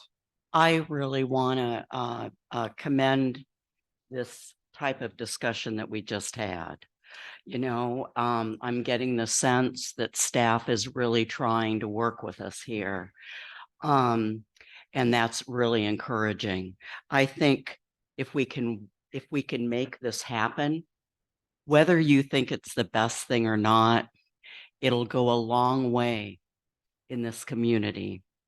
And I'm looking at you, Director Nucky, because I know you've been through the ringer lately and you could use some good press. You know what I mean? And this would be a visible commitment. It's one thing to say that we're supportive or a multimodal department, right? It's one thing to proclaim that. It's another one to convince everybody else. And I think that this would go a long way. So I'm really supportive of this. Let's get this design. I think this is the best thing I've heard as far as solutions ever on this issue. So thank you very much, Public Works. I think that the Public Works Department has a lot of good press. I'm just on the Facebook page now, so it looks good. Yeah. So I just want some numbers clarifying. The PSRC amount was how much? The contributing amount for the 6th Street. It's not rechannelization, but the phase 3. The phase 3. Do you have Kim's? And we're at phase We finished up the first two phases Yeah. of all of Sixth Street. So Okay. it's the pavement preservation project. Pavement preservation is how much from PSRC? Phase three. Phase three. Yeah. Phase three grant amount, is that the question? Yeah. Yes, please. 1.8. 1.8. How much? 1.8. Thank you. Counselors, I mean, or President Coughlin, whoever the heck I'm supposed to be talking to. I guess, let me just clarify, President Coughlin, were you in your proposal recommending that the way that they could have capacity in public works is by putting off the phase 3 of the 6th Street plan? And that's how they could have capacity for the design ask. Had many options to explore. One, honestly, I got written down to explore. One of which was the question: can we put off that grant? And if we could, what does that enable? Hearing that we can't, then my backups were exactly how can we fund a design? How can we either accomplish a design internally or fund one externally? Okay. I just feel like, okay, I'm just going to be real with it. We ask so much of this department and they bend over backwards to make a lot of big projects happen. And I just wonder if, I mean, it's not our job to do this, but at the same time, do we have any recommendations on projects that we're, like, what if it's Lulu Haddon Park that has to be, or no, it's a different project, sorry. But you know what I mean? It's like, what if it's one of our beloved projects that has to be put off to build capacity? We all love each of these projects in our own way. You know what I mean? So do you see where I'm at? Do you see where I'm thinking? It's gonna be, yeah, I see what you mean, but that's the questions and the conversations we need to have here. Yeah. Okay, so are we asking for them to come up with ways to build capacity, or do we have recommendations for? Okay, I have questions I'm ready to ask on those. right. I mean, I just want to just be realistic with Yep. y'all. If we're asking to build in another project, then we're going to put one of our other beloved projects on hold, or Not- 2 or 3. Well. Okay. There was a lot there. Sorry. So Yeah.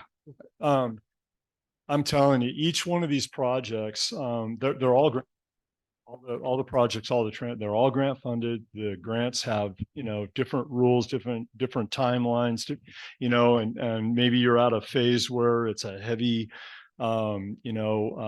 staff effort on that phase, or low.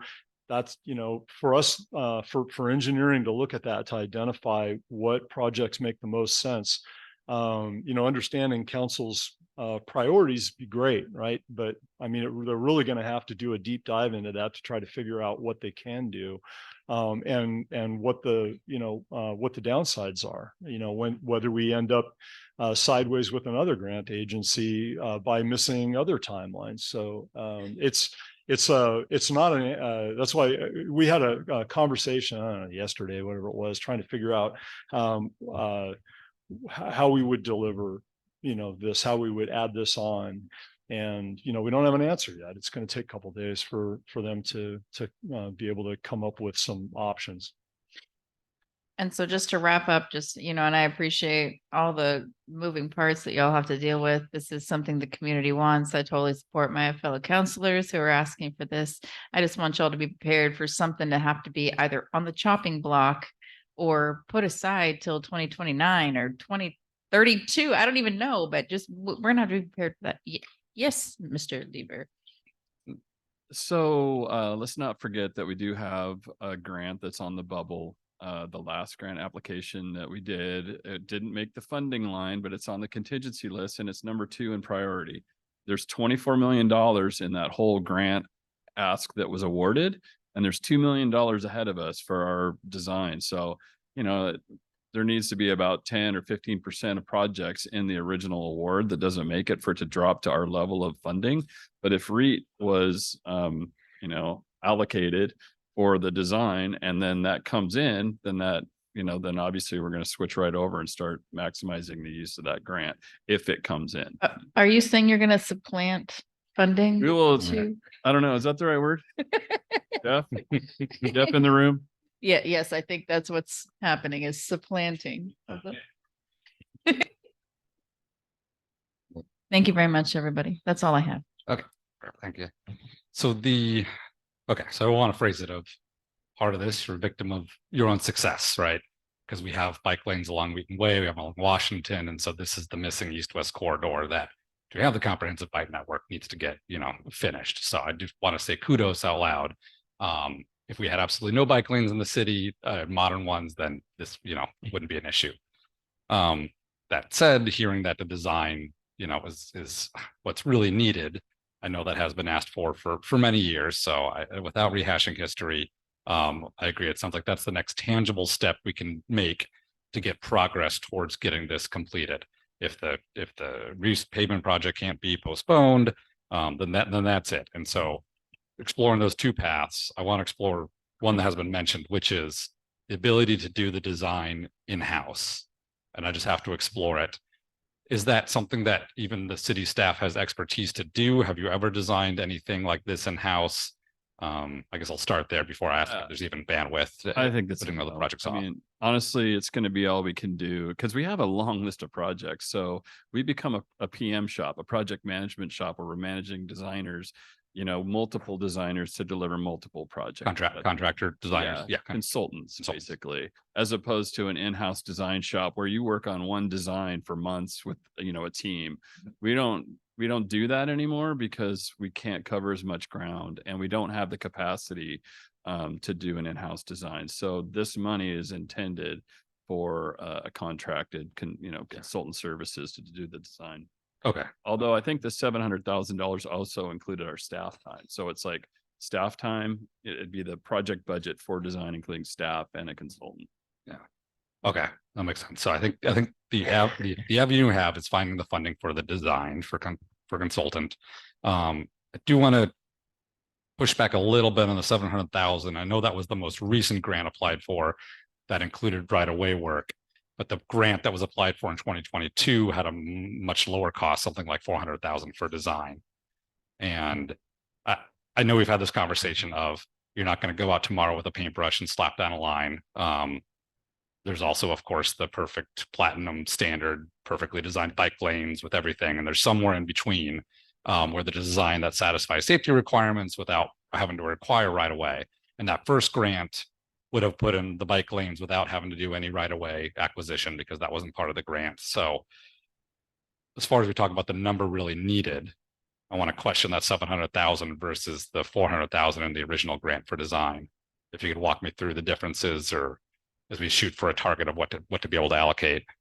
So I will say it's going to be what it's going to be, right? And we need to, we're going to hire somebody and they're going to, this is how it works. Mm-hmm. We go out for an RFP. There's no money involved in the decision on who we hire for consultant services. They put a scope together and it's like tasks with hours. And then we evaluate those tasks with hours and we go, that seems a little heavy for that task. Are you really going to spend 1,000 hours on pre-design? And how come I have 4 project managers? Like we scrub the scope and the budget. And then we get down to where we think that it's a reasonable scope and budget for them to deliver the services and the tasks that we identify in the scope. So if that turns out to be $450,000, great.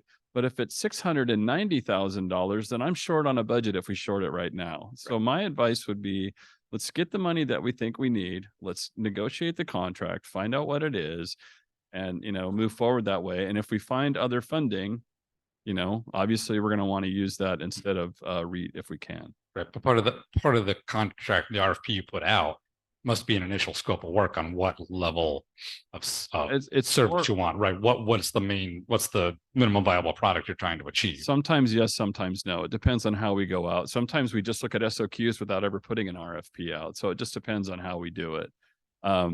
And in terms of why is it 400 versus 700, I had 2 different engineers 2 years apart putting together the numbers. And the second engineer wanted to make sure that there was enough money in the grant.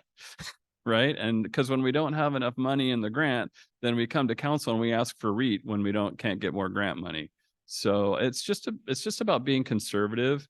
The number is our best guess right now. I would fund it, try to find the funding, and we'll try to figure out how we can deliver it and see what needs to hold. But, I wouldn't get too hung up on the difference because at the end of the day, we're going to get it right when we actually have a consultant and we negotiate the contract.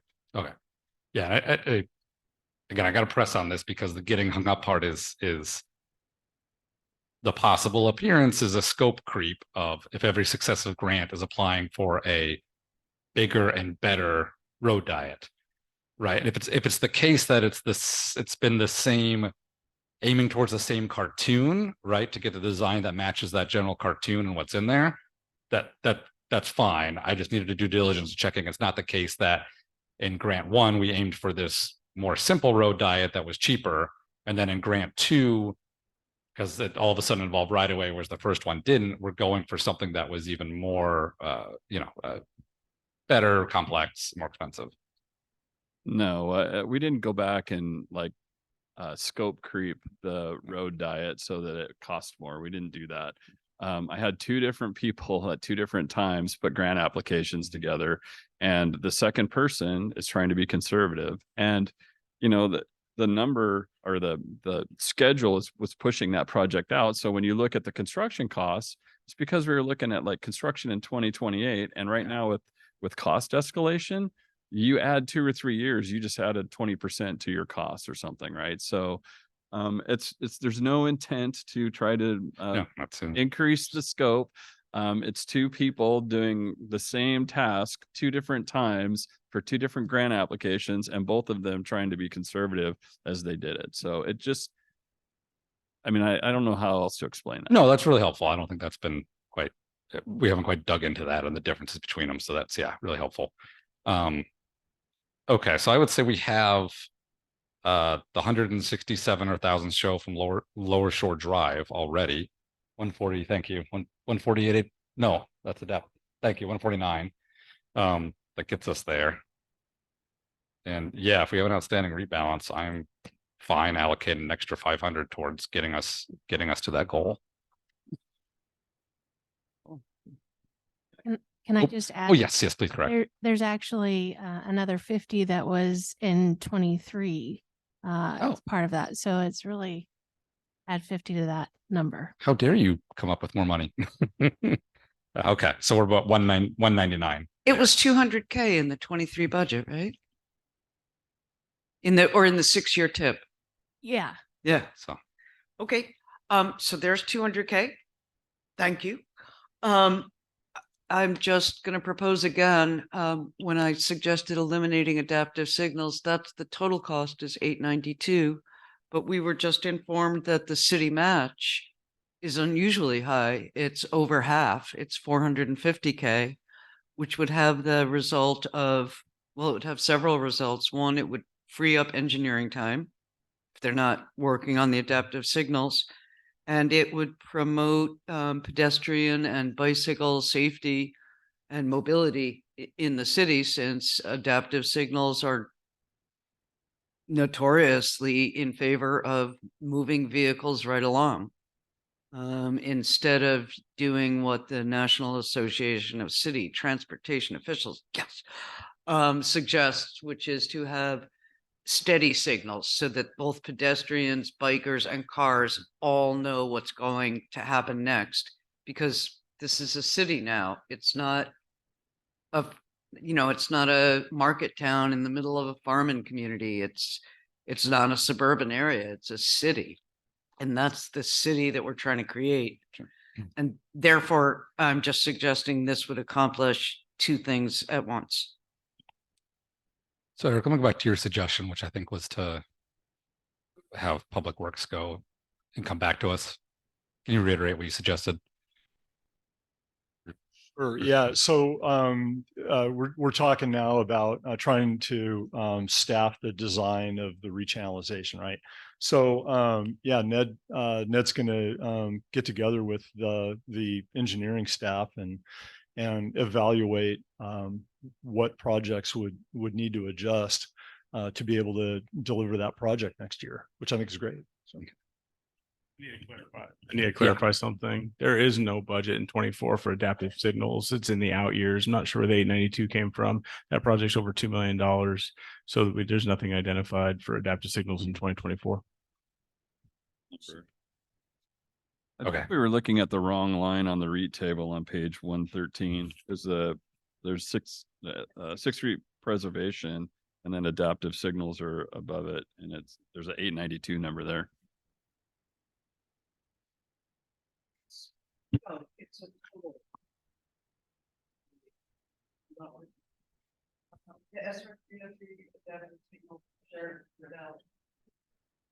And that's under REIT 6-year forecast. Page 113. So there's a 2023 projection of 131. Yeah.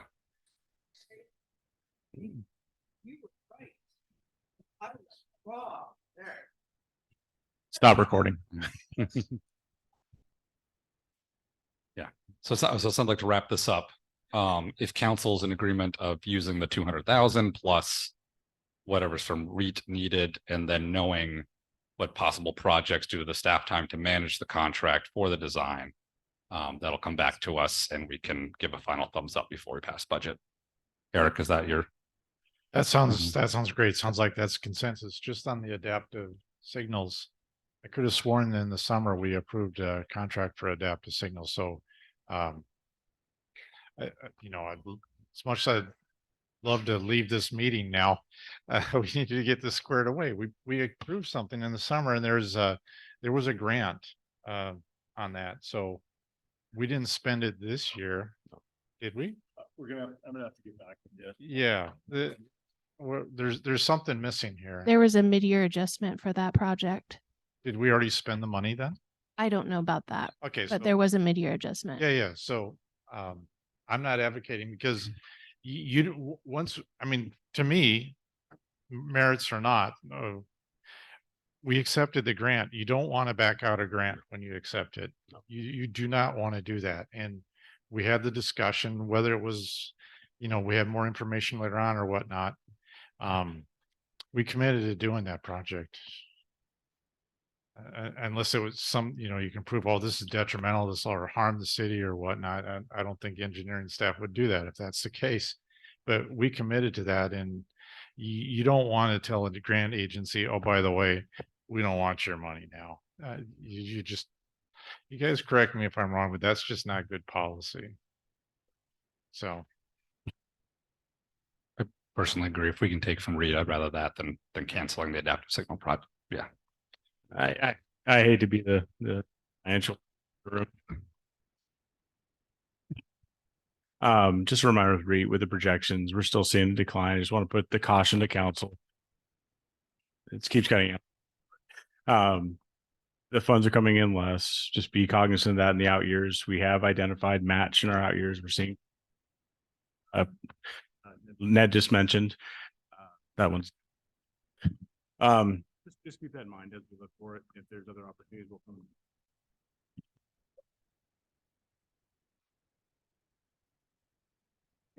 If there's other opportunities to find that gap, $500,000, you know, I don't have it for you, but just want to put the air to caution with that as we continue to look at this budget. So thank you. Anything else on this? Otherwise, it sounds like we've got something penciled in for 6th.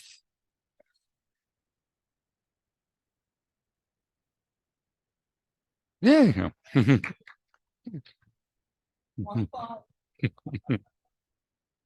Right.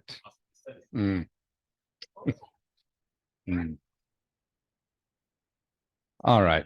Let's see. To expedite, I'm gonna just put this out there. As much as I appreciate Councilor Mockler's million extra for street funding, extra street FTEs, I don't see the funds to get those here. So I'm kind of looking for thumbs or head nods on to, much as I love the goal to strike those from the, yeah. Yes, yeah. This is, yes, because Transcap, yeah, Transcap I think we're done with. All right. Yes, so we're done with, well, technically, all right, Quincy Square sidewalks. Sorry, we can spare this up. I don't want to touch Quincy at this point. It's all locked in, isn't it?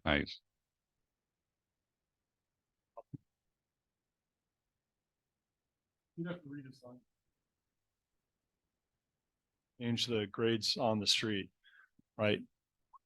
put curbs in, that's a different project.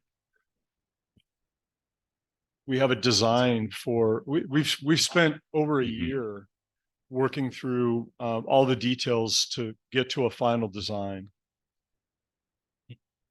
Okay. Mhm.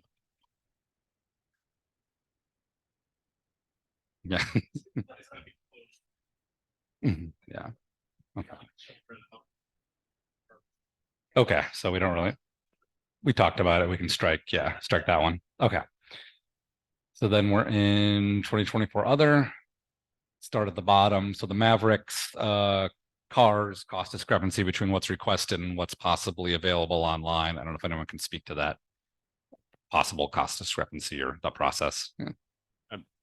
As I said, we have Chris is in the room. He can speak to it. Again, these are on state contract. These are the hybrid Mavericks and not just the gas Mavericks that are cheaper.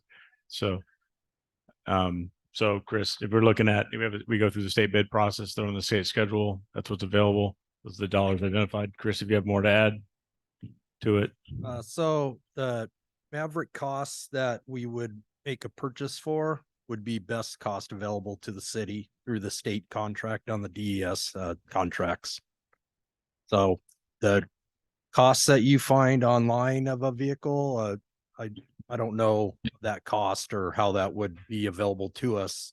Council's goals were to be to look into either hybrid, plug-in hybrid, or all electric vehicles. So that is our direction on purchasing of these 3 Mavericks, 2 replacements and 1 new addition. So, yeah, so I guess, and I understand where Anna's coming from, just kind of like the list price you look at over and over and over for this unit, the hybrid unit is 26,000. So I'm just wondering why, I don't understand why a state bid list would have it as much higher than a list price. Other than government waste? It's not typical. So we need to dive into the cost of that vehicle and see what's all included and what we spec'd out for those vehicles. We can look right now what's in the ER fleet. I have the floor, Councilor. I will answer this. Thank you. I was going to say what she said, which is I recognize that there's a separate column for the outfitting of the vehicles.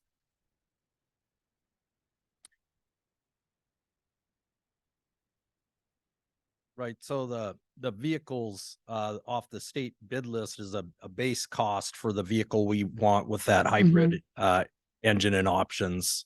And then there's a few small other options that we had listed on that to get a cost to propose for purchase.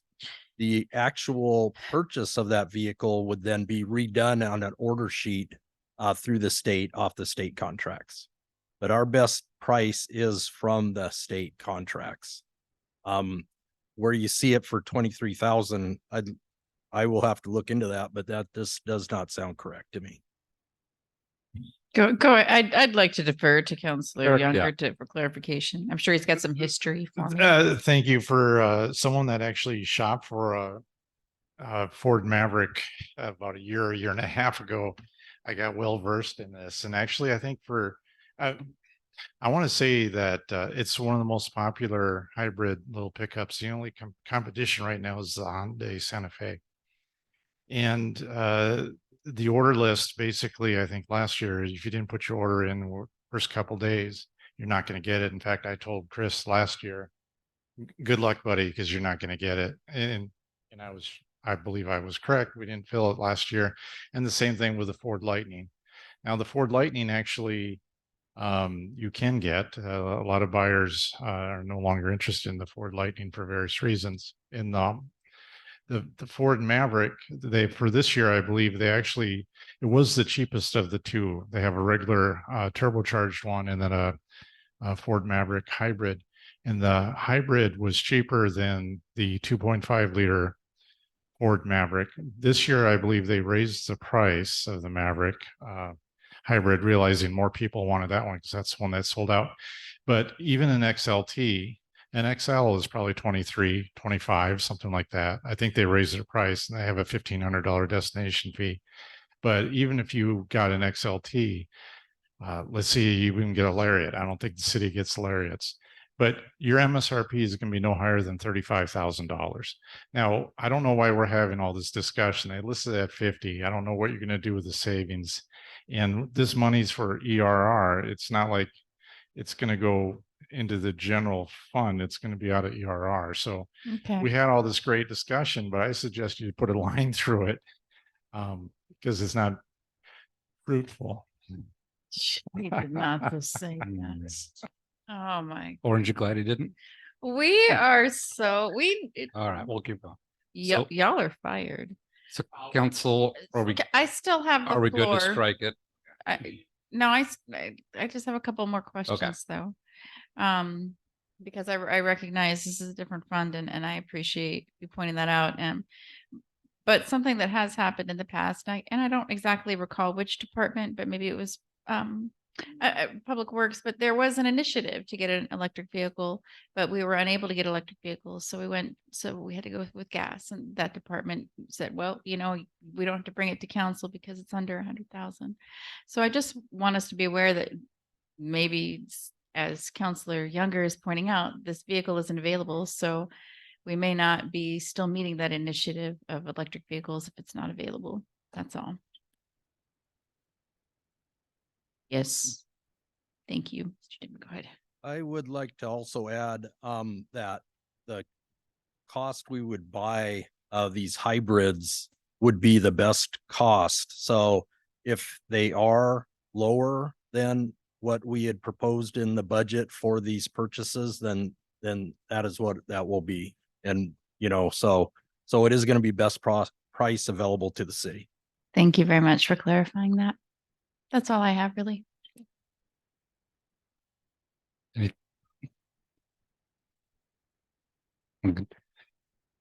All right, so folks good with the explanations on this one and ready to strike it out and move on, seeing head nods. Okay, we'll do that.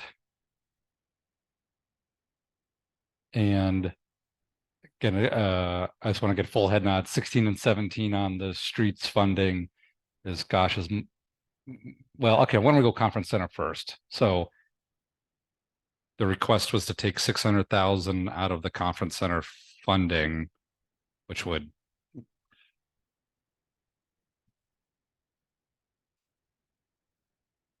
so this is your request if you want to reiterate it. Iterating it. I'm sorry, Mike, you wanted to speak?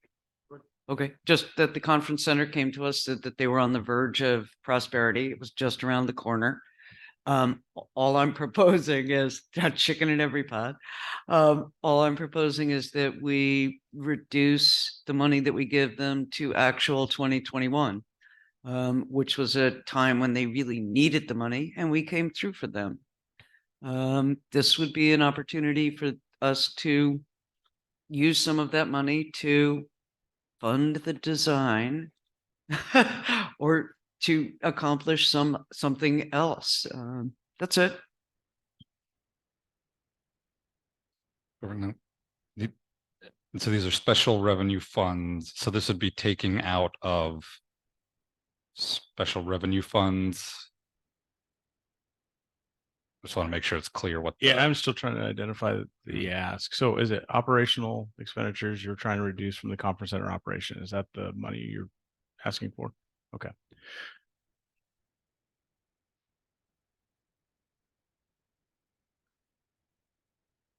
So 97.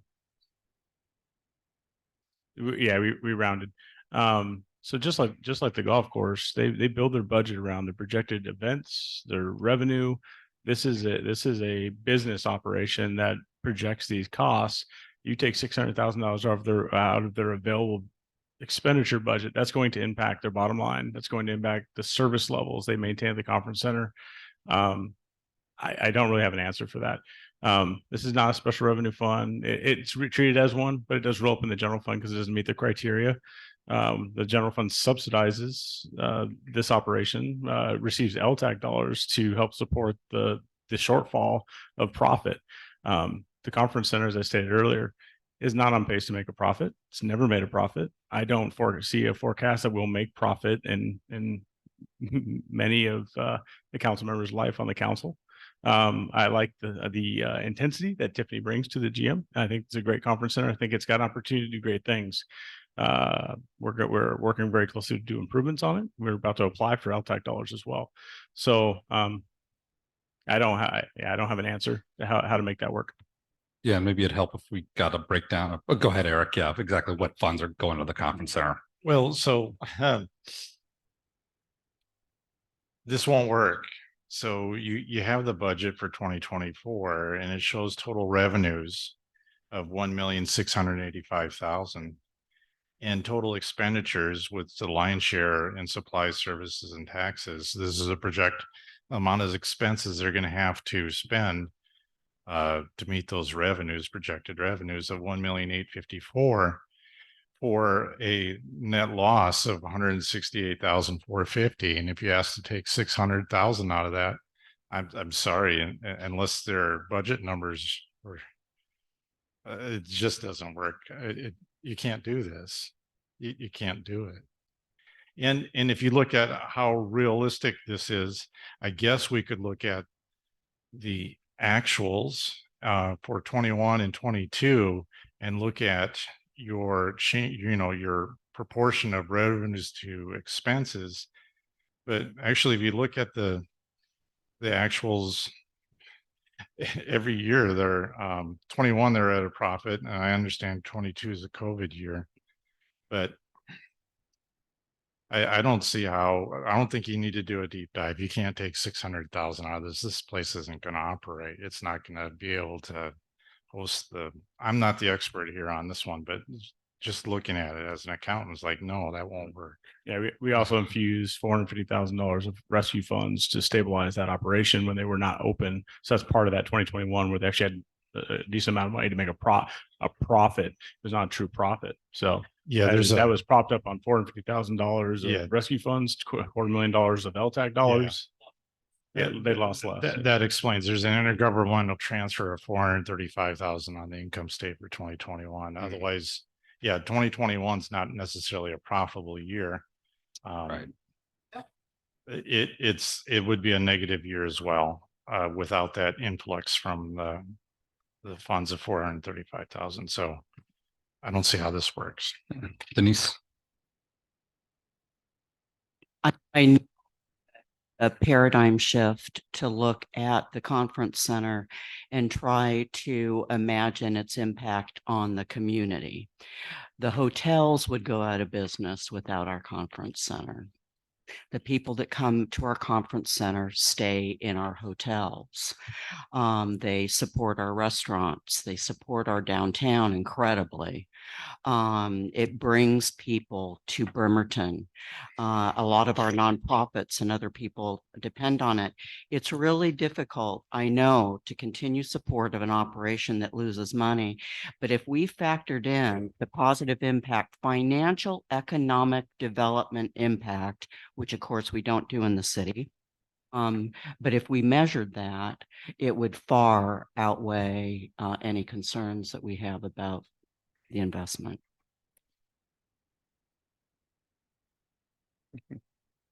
I'm glad we explored this one because it's a good question. Okay, so I think conference center unchanged. I think I'm seeing head nods for that, or imagining head nods, or at least no other nods. Okay. I'm going to jump to the Navy Museum. Speaking of things that don't return a profit, and this might be same with Admiral. So I poked at this one just because I was a little maybe shocked and I just wanted to understand it better. So from digging into it, we own the Navy Museum building. It was transferred to us in 2007. When that transfer happened, the city dumped in $6 million to renovate it, to renovate the building after it was transferred to us as part of all the downtown revitalization. And then from the history of the museum site, it says, oh, and then the city leases the interior space to the Navy Museum. And so when I dug into it, and then Michael was able to dig up the actual contract with all the previous ones, that lease rate has been $1 per year since 2007. And the last time the contract was renewed was 2014 for 10 years. So it is actually up. The contract expires September next year. The start of next year would be to look at renewing that contract for $1 a year. So I just wanted to put transparency and obviously we're talking about it. We're giving the utilities for free. We're upkeeping the building. We got 200,000 slated for roof next year. And unlike the golf course or other capital funds or the conference center, which pays a good chunk for itself, though maybe not all of it, there are probably intangible benefits to having the museum there. Obviously, I love museums, but I needed a poke at this because it just seems like not a good financial investment by the city. So I wanted to understand it better. But Eric, sounds like you might have some history. Historian, younger. Where do I start? So this isn't a one-off, right? We have the libraries, the same situation. That's a city-owned building, bargain rate. I think it might be $1 as well. I don't quote me on. We've got the Admiral, which we don't charge even $1 because we own that one. We have across the Wheaton Avenue Bridge, we have a playhouse. I'm not giving it the right respectful name, but community theater that we own. Yes, unless someone can correct me if I'm wrong, and I know there's another one that I can. Oh my goodness! Don't get me started. Okay, the land underneath the ice arena we own, but the Hazelwood family, I still believe, owns the ice center. This is not up for discussion tonight. I'm sorry. This is something that the city committed to your preceding councils, and I believe the 6 million, if you dug in deeper, was probably all grant money to get it, because we never had that kind of money back then. So it would be a great discussion, but these are decisions that were made that I'm afraid you got to live with. What are you going to do with it? And so if the federal government gives you property like that, it's like they dedicate it for a park or whatever. It's not like we can sell it off. I mean, we could research that, but usually there's a condition that says, by the way, you have that and you're not selling it, just like parks. So not for tonight, I'm afraid. And you got to let go of that one for tonight. Okay, before I let go of it, you know, push back a little bit. By the lease terms, it says, the city will provide upkeep. However, if the city doesn't provide upkeep, the government may do so and subtract the cost of that from the rent, which of course is at $1 per year right now. My only concern is, do we need to perform this $200,000 capital improvement now? Or is it something, if we renegotiate the lease next year, I don't know, right? I look at, we pay for the Admiral, but why not the Roxy? We pay for the Navy Museum, why not other cultural institution? It's a little dicey for the city to be picking and choosing specific organizations to, and this is again a long-term public policy change, but. And the key is ownership. That's always been the determining factor. The city owns all these buildings where we have these bargain leases. That's your delta. Yeah, but we are not committed to having to renew that lease next year. I'm not saying, well, I want to learn a lot more before I'm, for or against it. I'm just saying that's a financial decision that we need to make as a city, and if we're getting our money's worth. Yeah. So anyway, my only question there is in the capital improvements, if we have to, it's not like a contract would come to council for it, even if it's in the budget, right? Okay. Yeah, and I had a conversation with Chris, and he can fill in more detail on this, but we have water damage. It's damaging the building right now.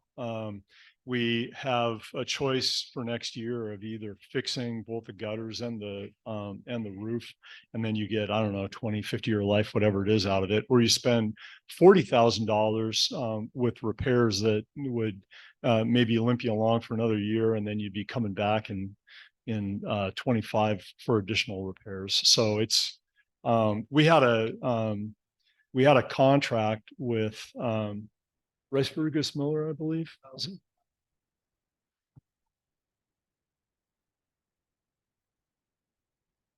Okay, but we reached out to an architect and coordinated with them on these repairs. And honestly, these repairs have been deferred for a few years now. Okay.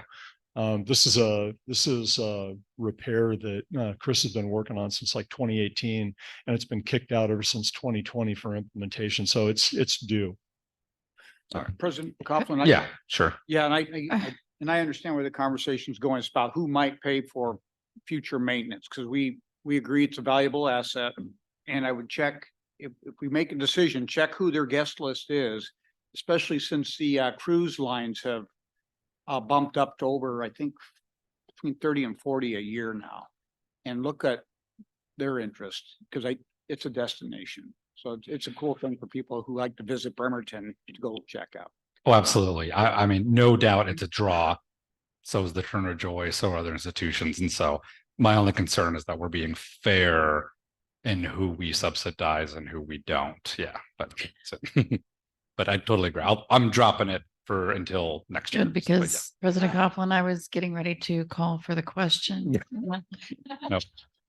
Nope, I've dropped it, but I appreciate the response. All right. Conversation though.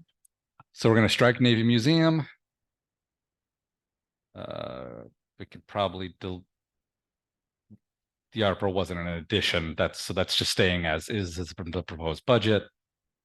Rental assistance. Any last questions there? I don't want to do due diligence, but I think well, I had that was questions about answered. rental assistance and mine were answered. I don't Okay. feel the need to bump it up. Maybe next year that's a need, and see if we can spend down those funds first. Yeah, good. Yeah.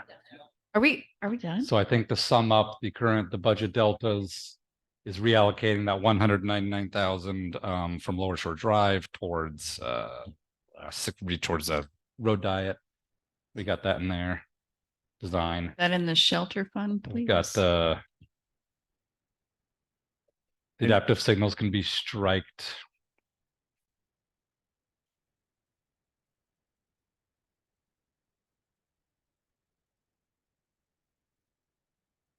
And I believe DBA funding was in general fund. Correct. All right.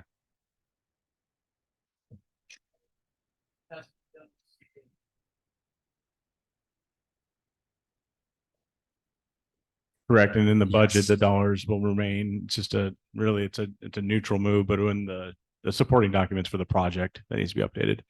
Okay. So, and then I think, so $18,000 was it 18? That's the general fund. We had an $18,000 adjustment. Okay. And then the takeaways that we have are information regarding training, information from the courts, showing, I guess, kind of budget line detail. Is there FTE costs and the supplies and services travel. Okay. And then Public Works is going to come to council with proposed shifting of projects. Right. I believe that's the takeaways. Yes. What potentially needs to shift? Yes, to accommodate going out for design next year. Yeah. And for clarification, I really would just like to see travel like we discussed about just different departments. I don't want to call out one department without kind of seeing what it looks like for everybody. So yeah, my approach, I think we talked in the hallway, is I will provide for every department and a % of their budget to council. Yeah.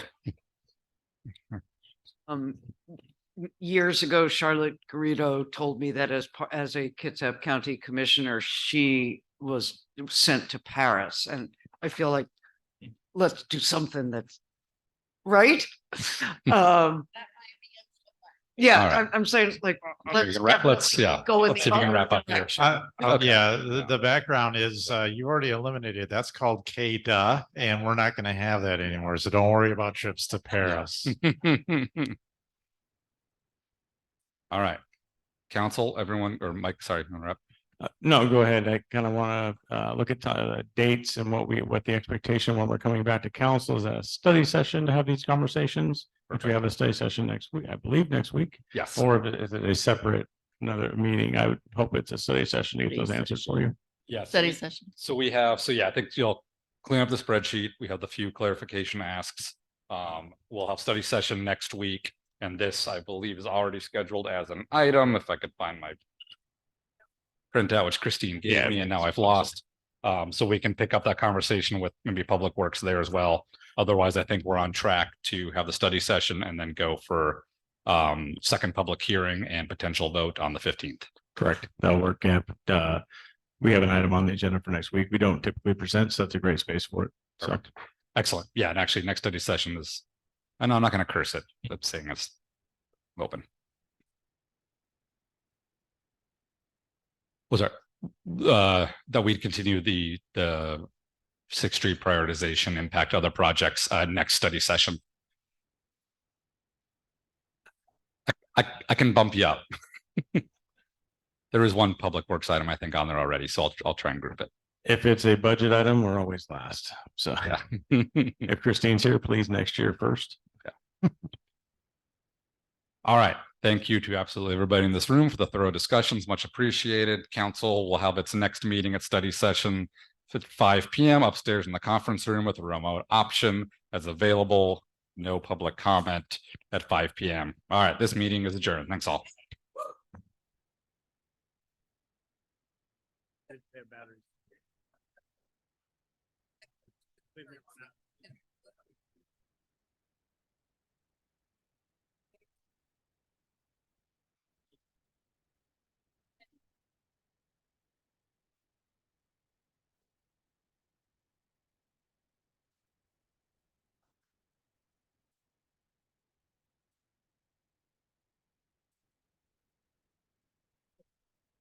You know, we're supposed to compliment each other on what like amazing, smart, and intelligent we are, which you are. You did a really great job, but I really love your song.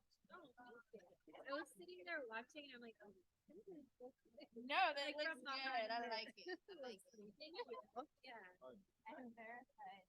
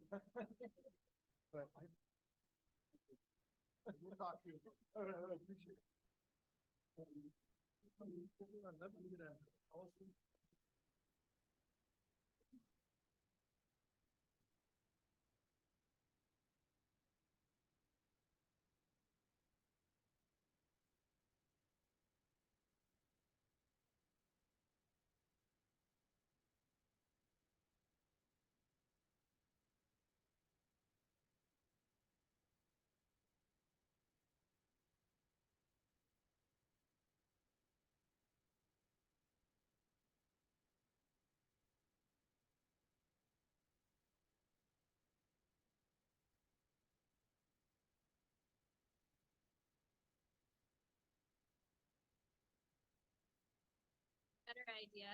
Like, why don't you call under this? I will. Are you done with that? Yeah.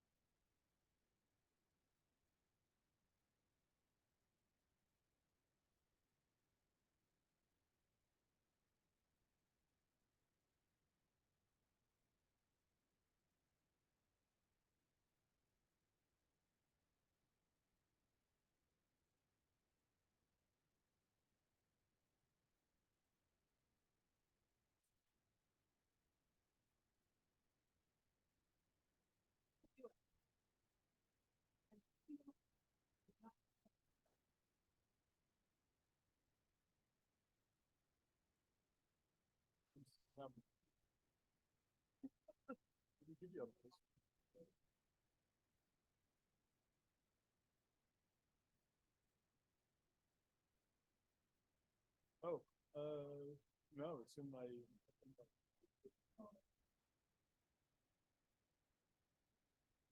Oh, that's my.